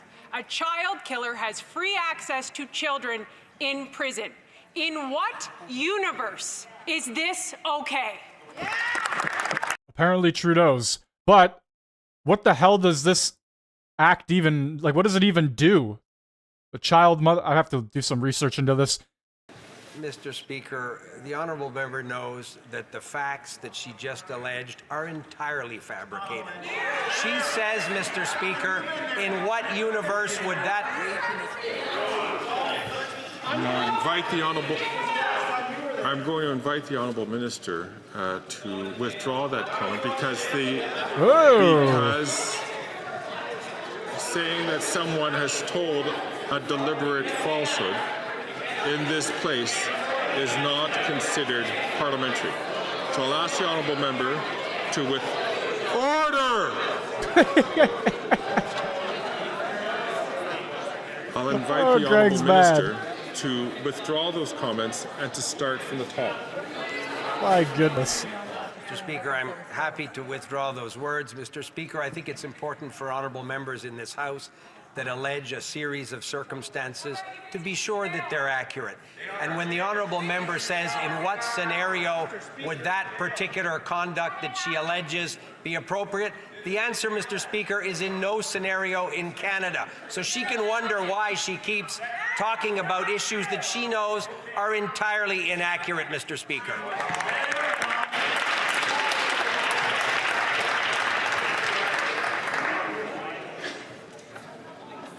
I'm going to ask the Honourable Member from Kamloops, Thompson, Caribou to please not take this is for the second time today, and I'd ask him not to take the floor unless recognized by the Speaker, which he has been for questions. L'honorable député de Bellechasse. The Honourable Member for Bellechasse-les-Etchemins-Lévis. Mr. Speaker, the Liberal government is rewarding criminals and turning its back on victims. Bail and house arrest for dangerous criminals is beyond comprehension. The latest discouraging indication of a broken system, the case of a woman who sexually abused and killed an 8-year-old girl who can now have access to children in prison, courtesy of this government, which has passed laws that make life easy for dangerous people. Why does the Liberal government let child killers have contact with kids in prison, Mr. Speaker? The Honourable Minister of Public Safety. Mr. Speaker, at no time will the government allow that type of scenario to occur. My colleague knows full well that the program she referred to has been around since 2001, Mr. Speaker. So all the years under the former Harper government, that program was in existence. The top priority, of course, is the safety of the children, and I have full confidence that the Correctional Service will apply that criterion seriously. The Honourable Member for Lac-Saint-Jean. Mr. Speaker, Donald Trump has doubled down on his plan to deport millions of people. Yesterday, he talked about declaring a national state of emergency to free up the necessary resources. Once again, there's every reason to fear a wave of migrants at our borders. And once again, we get the sense that the criminal trafficking networks are one step ahead of the federal government. The government says, they keep saying... Yeah, the kid going to prison program, the mother's whatever the hell they were talking about there, that seems like a really strange thing to have, and it's apparently been going on for almost 25 years, so I don't know how that works. Like I said, I gotta do more research into that. That does not sound like something they should be doing, though. We've made from the outset. We've invested significantly in making sure that the CBSA and the RCMP have the funding they need to ensure that the border is indeed safe. Mr. Speaker, good news. The RCMP commissioner has reaffirmed that they have everything they need to do their job, and we have full confidence in their work. The Honourable Member for Lac-Saint-Jean. That's interesting, Mr. Speaker. As we ponder whether the federal government has enough resources to deal with a wave of migrants and whether the human trafficking networks are one step ahead of them, yesterday the government announced a reduction in hours of operation at 35 border crossings, including 10 in Quebec. So they say that they have all the necessary resources in place, but at the same time, they're cutting hours of operation. This is obviously contradictory and worrisome. Are they aware of the message they're now sending to human traffickers? The Honourable Minister of Public Safety. Mr. Speaker, this is precisely why we harmonized our hours of operation with our U.S. counterparts. that will enable us to reassign resources as needed in other places where they're needed, where there's pressures. This is a discussion that's been ongoing for years with the U.S. government. We're working together, and it will also enable us to apply the Safe Third Country Agreement if, for example, the border is closed on one side and not on the other. By harmonizing our hours, we'll be able to send people back to the U.S. The Prime Minister said paying his carbon tax is more important than buying groceries or paying rent. He obviously believes that feeding his obese bureaucracy is more important than Canadians feeding their family.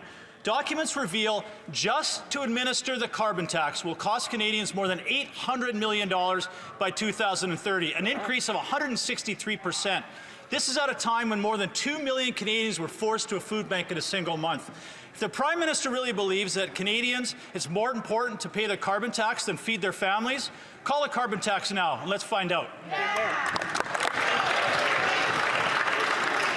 The Honourable Minister for the Environment and Climate Change. Mr. Speaker, every time the Conservative Party of Canada talks about the issue of climate change, they never talk about how it's costing Canadians, just for the month of July and August of this year, $7 billion in climate damages, Mr. Speaker. A record, and the year is not yet over. They may have decided to let Canadians down and let the planet burn, but on this side of the House, we're here for Canadians. You literally let all of Jasper burn in one of the worst forest disasters Canada has ever seen.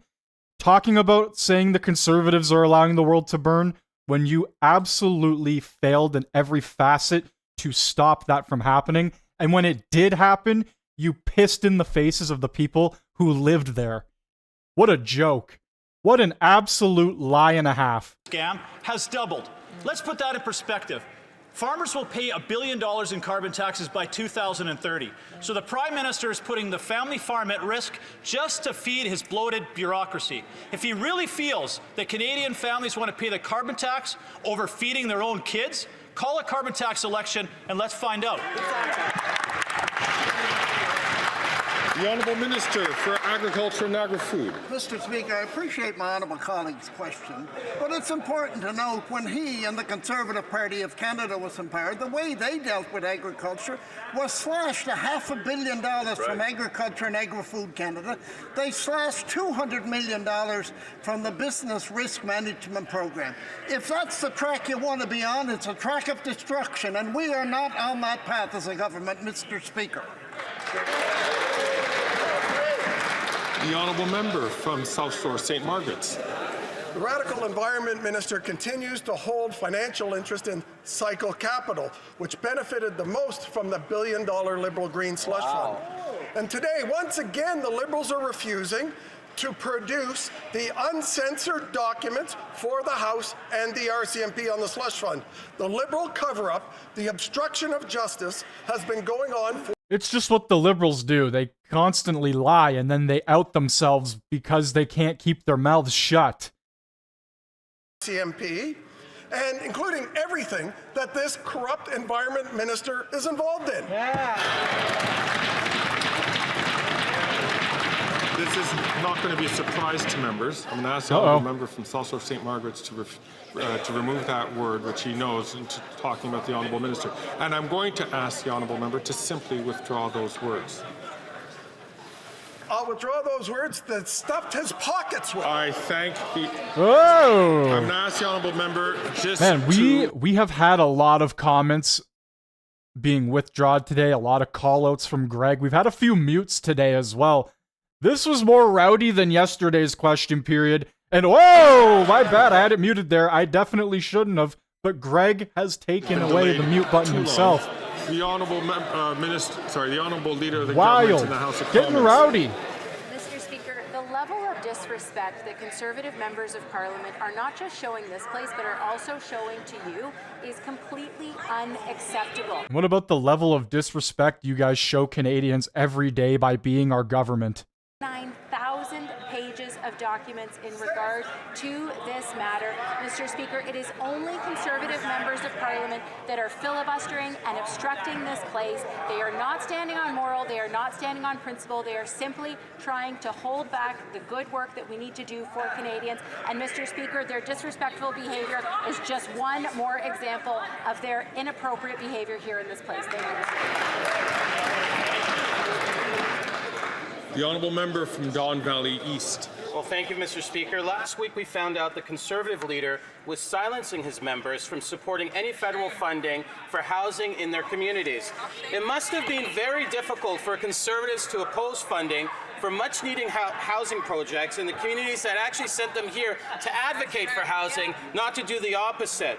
Imagine how difficult, Mr. Speaker, it must have been for the member for Toronto St. Paul's, who represents a city that received $471 million just because he was being muzzled. Can the minister responsible for housing please update this House on what could happen if the leader of the Conservatives actually got his way?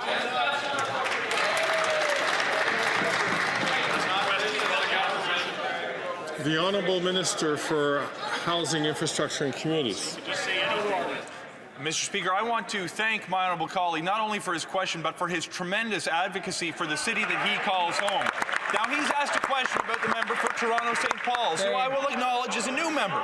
But I've watched him in question period, and when you review the tapes, you're going to see he seems to believe the role of a member of Parliament is to mimic the slogans and talking points that he hears his leader put on the floor of the House of Commons. Well, we believe the role of a member of Parliament is to advocate for their communities, and he will sit idly by supporting his leader's position to cut hundreds of millions of dollars from his city. His constituents deserve an MP who will stand up to his leader and stand up for his city.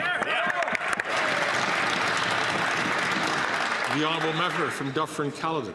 After 9 years, these NDP Liberals aren't worth the cost of housing.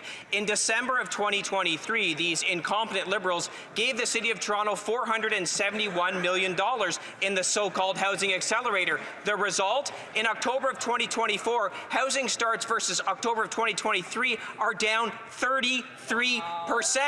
The only thing this Housing Accelerator is accelerating is bureaucracy. When will these NDP Liberals get it through their thick heads? We actually need to build houses for Canadians, not bureaucracy.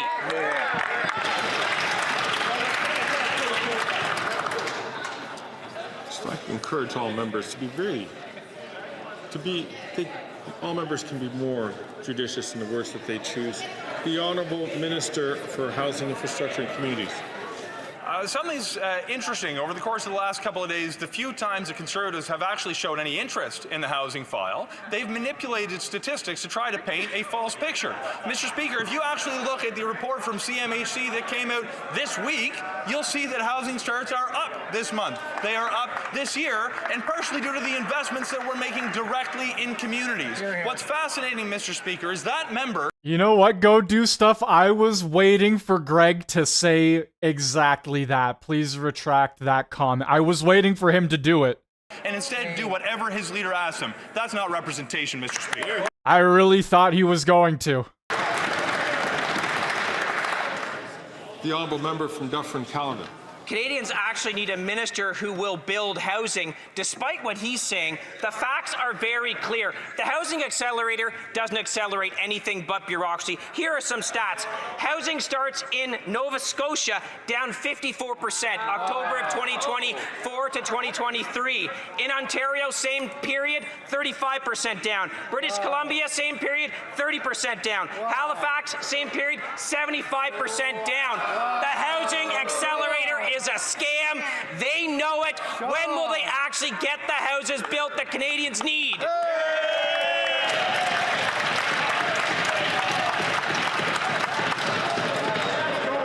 The Honourable Minister for Housing, Infrastructure and Communities. In the spirit of many of the conversations that have taken place today, Mr. Speaker, I will not impugn the motivations of any particular member, but I'm reminded of a famous quote attributed to former British Prime Minister Benjamin Disraeli, who supposedly had said there are three kinds of lies: lies, damn lies, and statistics. The statistics that he is using right now dramatically misrepresent the situation. This year, compared to last year, my home province of Nova Scotia is up 23%. This year, compared to last last year, the city of Halifax is on pace to build more homes than it ever has in our history.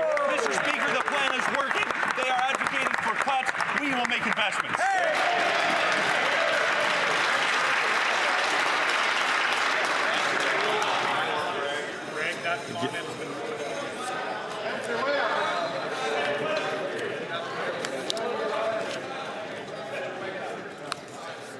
Again, I'm going to invite all members. Colleagues. Today has been a particularly tough day in terms of members using language which would not be very judicious. I hope this is just an anomaly for what's going to be happening. He says that, but I really hope it's not. I hope it continues. Honestly, it's pretty entertaining when they act like a bunch of children. Frontenac, Kingston. Thank you, Mr. Speaker. Last weekend it was reported that David Lavery from Perth... And honestly, seeing Greg angry, it's like the perfect cherry on top. ...as Canadian Dave, who rescued hundreds during the fall of Kabul. After all other Canadian officials had already been evacuated, Canadian Dave and his team stayed on in Kabul to ensure the safe passage of Canadians and others on the final flights out of the country. Now he is in Taliban custody, and we worry for his well-being. What steps is the government taking to bring Dave Lavery home? The Honourable Minister for Foreign Affairs. Mr. Speaker, I would like to thank my colleague for his very important question. Of course, we're very aware of his case, and I can't give more. This is the woman who was shocked about the prices of butter, but probably didn't realize that the prices of butter were controlled by the exact same government she is a part of. We will take every single measures to bring him home. Thank you. The Honourable Member from West Vancouver, Sunshine Coast Sea to Sky Country. Mr. Speaker, today marks 1,000 days since Russia began its unprovoked, illegal, full-scale aggression against Ukraine. Since then, we've seen the heroism and resilience of the Ukrainian people on full display as they face Russia's repeated, brutal, and criminal attacks. Canada has committed over $4.5 billion to support Ukraine, and we stand steadfast with Ukraine until its victory. As we mark 1,000 days of this war, can the Minister of National Defence please tell this House what we can do to help Ukraine win? The Honourable Minister for National Defence. Thank you very much, Mr. Speaker. This is an excellent and a very important question. For 1,000 days, the Ukrainian people have paid a terrible price for brutal Russian aggression. And throughout that time, Canada has been steadfast in our support for Ukraine and the Ukrainian people in the face of Russia's unjustified and illegal invasion. And just yesterday, Mr. Speaker, the supplementary estimates were tabled in this House. And these supplementary estimates contain $763 million in military aid to Ukraine. That's money for munitions, for training, and the tools that the Ukrainians desperately require in order to win. Mr. Speaker, this year, unlike last year, I hope that every member of this House can find the courage to support this desperately required funding.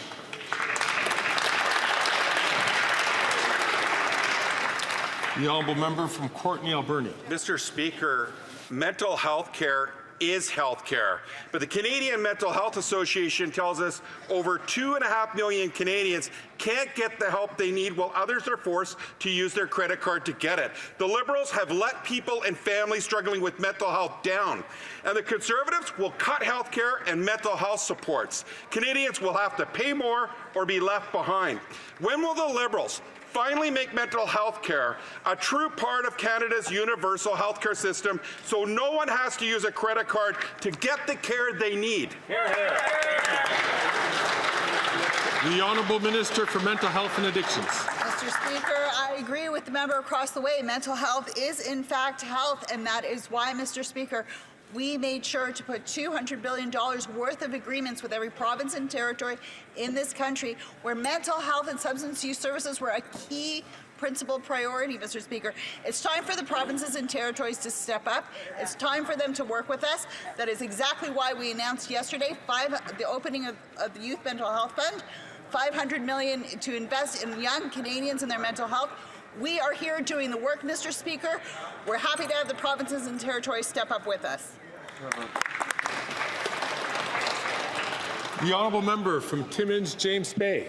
Remembrance Day is a sacred day. It's the one time we put aside our differences to pay tribute to our veterans. We mourn, we celebrate, and yes, we pray for the fallen. This past week, the Conservative leader whipped up misinformation and rage for political gain by falsely claiming that prayers have been banned at the Senate test. So on the one hand, Oh, look, it's Beetlejuice. Remembrance Day and cut veteran services, and on the other hand, we have the Liberals who continue to fail veterans. When will these two tired old parties actually stand up for the men and women who have served our country? Hear, hear. Hear, hear. The Honourable Minister for National Defence.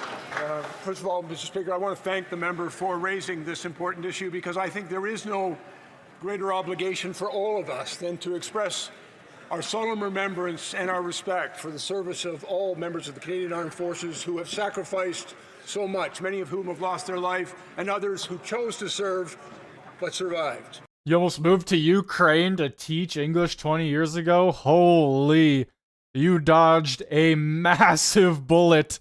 Literally. Points with a deliberate falsehood is in fact a real shame. So I'm going to ask the honourable member, because he had mentioned a particular member and saying that there was a deliberate falsehood, that is not acceptable. So I'm going to ask the honourable minister to withdraw that language for its unparliamentary nature. Mr. Speaker, I will withdraw the fact that the falsehood was perhaps not deliberate. I thank the honourable minister. Chers collègues, Oh, it looks like somebody's a little butthurt in the chat. All representatives of this House, I understand that Welcome to the internet, you loser. to observe a moment of silence to observe the 1,000 days since the start of Ukraine's invasion by Russia. It's people like you that cry about other people's opinions and then go run back to your echo chamber that makes you feel good about yourself because you're actually afraid to have the conversation. Get the hell out of here. Of Russia's invasion of Ukraine. I now invite honourable members to rise et invite les honorables députés à se lever.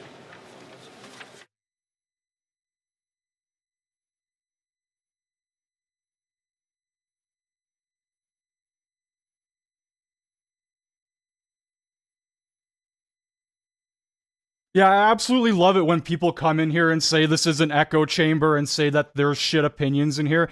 Each and every one of us in this stream in the chat all have different opinions. We all don't agree on the same things. So if you're going to sit here and complain about that, then you're just a fucking idiot.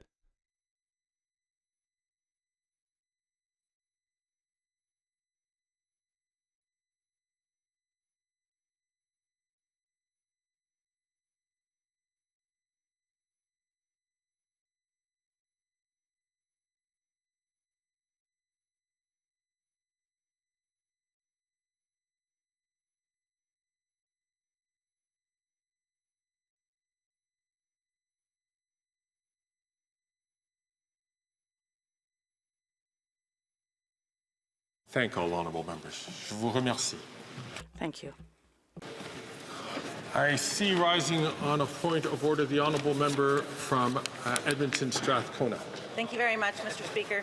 Mr. Speaker, there have been consultations among the parties, and I believe you would find unanimous consent for the following motion, which has been seconded by the member for Montreville. Given that the House unanimously adopted the motions of April 27th, 2022, on the recognition of the fact that the Russian Federation is committing acts of genocide against the Ukrainian people, of September 21st, 2023, to condemn the forced deportation of Ukrainian children to the Russian Federation, and of February 15th, 2024, on the condemnation of the continuation of Russia's unjustified, massive aggression against Ukraine. Given that 1,000 days after Russia's unjustified aggression against Ukraine, there is clear and abundant evidence of the continuation of the crime of genocide against the Ukrainian people on the territory of Ukraine by the armed forces of the Russian Federation under the leadership of President Putin and others in the Russian government and parliament, that the House, A, condemn Russia's continuing massive and unjustified aggression against Ukraine and recognizes that Ukraine is on the front line of the free world, defending the values of freedom, democracy, global security, and human rights. B, honor those who have given their lives in defense of these shared values. and reaffirm Canada's unwavering commitment to the sovereignty of Ukraine. C, recognize that Putin has launched a full-scale invasion of Ukraine, resulting in daily atrocities against the Ukrainian people, including genocide, crimes against humanity, and violent crimes of aggression. D, call on Russia to completely cease hostilities against Ukraine and to withdraw all its troops and armed forces from the territory of Ukraine. E, call on the federal government to continue to provide substantial military and humanitarian support to Ukraine in order to achieve a comprehensive, just, and lasting peace. Call for a ban on all forms of Russian state media in Canada. Support Ukraine's future membership of NATO. Call for the strengthening of sanctions against Russia, including accountability for the circumvention of sanctions in the energy, military, and technology sectors. Call for all possible efforts to be made to ensure the return of Ukrainian prisoners of war. All right, so we're currently listening to Point of Order. You want me to troll them? Nah, it's all good. I don't care. People are allowed to say whatever they want in the chat as long as it's within YouTube TOS. Yeah, it's as respectful as it can get around here for a political chat. That's for sure. All those opposed to the honourable member moving the motion will please say nay. Agreed. The House has heard the terms of the motion. All those opposed to the motion will please say nay. Carried. I see that the Honourable Minister for Justice and Attorney General is rising on a point of order. Mr. Speaker, there have been discussions among the parties, and if you seek it, I believe you will find unanimous consent for the following motion. That notwithstanding any standing order, special order, or usual practice of the House, Bill S-13, an act to amend the Interpretation Act and to make related amendments to other acts, be disposed of as follows. A, the bill be deemed to have been read a second time and referred to the Standing Committee on Justice and Human Rights immediately after the adoption of this order. B, a minister be ordered to appear before the Standing Committee on Justice and Human Rights in relation to the bill for 1 hour, no later than Friday, November 29th, 2024, and immediately after, the bill shall be deemed considered and reported without amendment. And C, at the opening of the next sitting day following the minister's appearance at the committee, the bill shall be deemed concurred in without amendment at report stage and deemed read a third time and passed. All those opposed to the Honourable Minister moving the motion will please say nay. Carried. Agreed. The House has heard the terms of the motion. All those opposed to the motion will please say nay. Carried.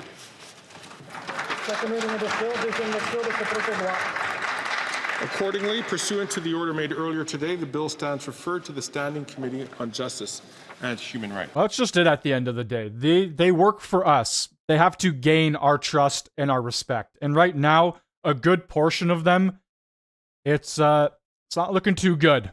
We'll just say that. On a point of order. The Honourable Member. Speaker, earlier you issued an admonishment stemming from a quote in the National Post from a Cree lawyer who noted that the Minister of Employment committed identity fraud. No, Alan, you're good. You said nothing wrong. You're all good, man. Claimed Indigenous ownership and subsequently received government contracts. What word would you suggest Indigenous persons use to describe the minister? That's, I'm not certain if that's a point of order. The point of order which I was going to be coming to the Honourable Member of Calgary Nose Hill was that she had used the term, which is not appropriate in this place, to call another honourable member fraudulent. As it happened during the question period, another honourable member did the same thing and withdrew the comment.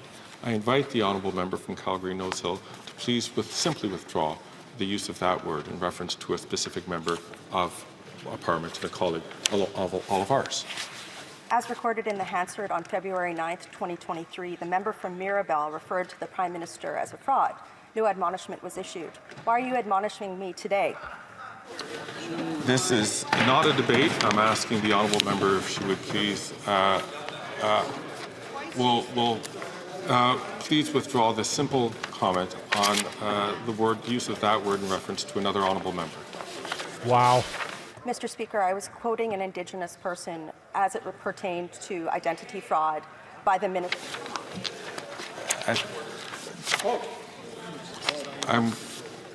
One last time I'm going to ask the honourable member if she would please withdraw the use of that word in reference to a particular member. I do not see the honourable member rising. Ms. Rempel-Garner, I have to name you for disregarding the authority of the chair. Whoa! Pursuant to the authority granted to me by Standing Order 11, I order you now to withdraw from the House from any participation by video conference or by electronic voting system for the remainder of this day's sitting. Whoa! Which, I mean, she's not going to be out of the House for that long. It's pretty much done as it is. I was not expecting her to get the boot out of all people. I was expecting Scheer. I would also, the chair also said they would come back to I want to also refer to an issue which was raised earlier today by the chair when the member from Regina Capel had used the words weak fake Indigenous man gets to keep his job after lying. Upon reflection and after some research, I am prepared to let fake slide, but will insist, as I did during QP, to not allow lying to be used. So I invite, and I the honourable member from Regina Capel, did you already withdrew? Yeah. What is going on, and I man? thank the honourable member for having done that, and we'll move on from there. I wish to return to a point of order raised yesterday concerning language that was alleged to be used by the member. Wow, point of order after point of order for language in Parliament, unparliamentary language. The member seemed to acknowledge having made the remark in response to his point of order. It is just a flesh wound. It is possible to ask pointed questions and to criticize the government's actions without resorting to personal insults. I would then therefore ask the honourable member from Leeds, Grenville, Thousand Islands and Rideau Lakes to please withdraw that comment. The honourable member. Speaker, the Minister for Employment has said there's more than one Randy, and I maintain that that I was referring to the other Randy as Cocaine Randy. Cocaine Randy. Except that we're not. Except what, Greg? There's only one Randy? Is he going to admit it? The whole lead up. Greg exposes the script. Did not lend credence to that, and the chair interpreted it as being referenced to a particular member. Out of respect to this chair, and by extension to all members of this House, I'm going to ask the honourable member from Leeds Grenville to please withdraw that comment. Yeah, even Greg's like, there's something up here. There's got to be something up here. I'll ask the honourable member. They definitely all sit in the same room, writing the scripts together. That comment. I don't know, man. This is just getting weird. Mr. Barrett, I have to name you for disregarding the authority of the chair. Oh! Pursuant to the authority granted to me under Standing Order 11, I order you to withdraw from the House. Another one! By video conference or by electronic voting systems for the remainder of this day's sitting.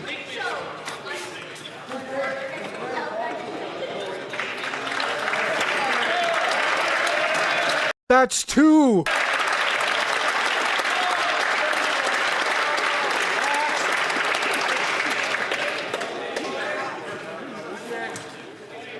I have one more issue. What's up, John? How's it going? Question period. You guys are joining us right now. You're joining at the craziest part of the day. Everybody's getting the boot.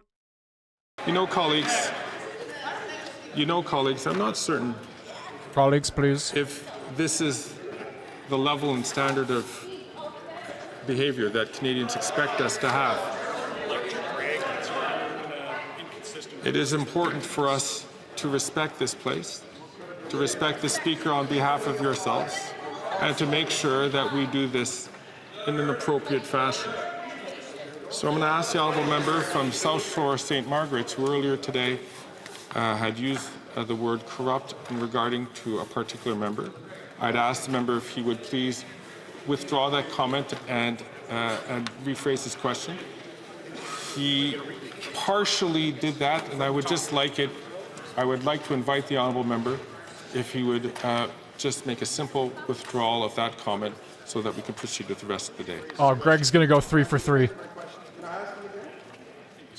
I ask the honourable member if he would please stand in this place. Oh, Greg's gonna go 3 for 3. Just withdraw the word so that we can move on and continue with the day thing. I'll ask the honourable member from South Shore St. Margaret's if you would do so. Did he say no? Mr. Perkins. Oh my God! I have to name you for disregarding the authority of the chair. Oh my God! Pursuant to the authority granted to me by Standing Order 11, I order you to withdraw from the House and from any participation by video conference or by electronic voting system for the remainder of this day's sitting. How many of these point of orders are there? The entire Conservative side's gonna get booted out. What is going on?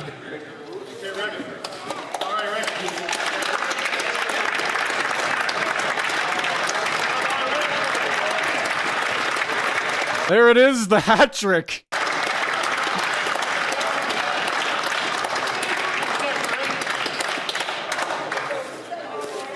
I see that the Honourable Government House Leader is rising on a point of order. Mr. Speaker, it's not time for me to be able to raise on this point of order due to the lack of respect. Kevin, you've already spoke so much today. Can you just not? To show respect. The member from Fort McMurray, Cold Lake, loudly heckled to you, Mr. Speaker, saying you need to show respect. I clearly heard that, Mr. Speaker, and I think that is very disrespectful. Look at Kevin, fucking white knighting for Greg. And reflecting on you as Speaker, whether we agree or disagree. Mr. Speaker, I heard some foul language get thrown your way, and I'm going to stand up for you. I thank the Honourable Get out of here, Parliamentary Kevin. Secretary. I did not hear that comment, and I will take a look at the Hansard and come back to the House if necessary. I see that the Honourable Member from Yorkton Melville is rising on her feet on a point of order. The Honourable Member. Speaker, I do want to go home tonight as well. When the member from Calgary Nose Hill indicated that it was a quote, that was something that has happened in this House before, and in that circumstance you ruled that in light of the fact that it was within a quote, that it needed, no, it's not debate, it's comparison of his behavior, and so he needs to go back. What are we doing right now? Speaker, at whether or not that was done in the past, because it did happen in this House where he made a different ruling on this same issue. Well done. What a wild way to end off question period. Greg was just, he's having a ball. He's having the time of his life right now. This is some crazy stuff, man. So I'd like to thank the Honourable Member from Yorkton Melville for raising this point of order. This point of order, matter of fact, was raised before the break to one of the assistant speakers, and there was a ruling that came out from that. Of course, members can't do indirectly what they should not do indirectly what they cannot do directly, and that was a ruling which came from this chair at the time, just very recently. Greg just mass deportated. He has some mass deportations to the Conservatives. Has to make sure that they don't do directly.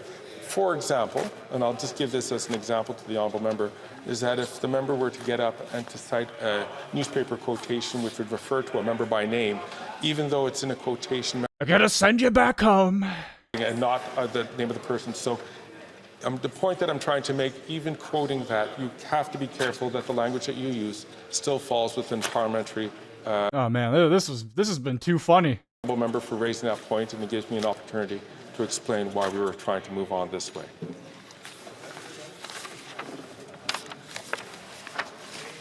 Yeah, I don't know where Polyev was today, but that is going to be the end of the stream. Thank you all for joining. Trudeau and Polyev both weren't here today. Maybe it was for the better. Maybe, honestly, if Polyev was here, he probably would have got kicked out as well. Add him to the list of individuals getting banned from Parliament. what a wild way to end everything off. Thank you all for joining. I will be live tomorrow for question period. Same thing, same script, same old, same old. Have a great rest of your day or night, depending on where you are, and I will talk to you tomorrow. Take it easy.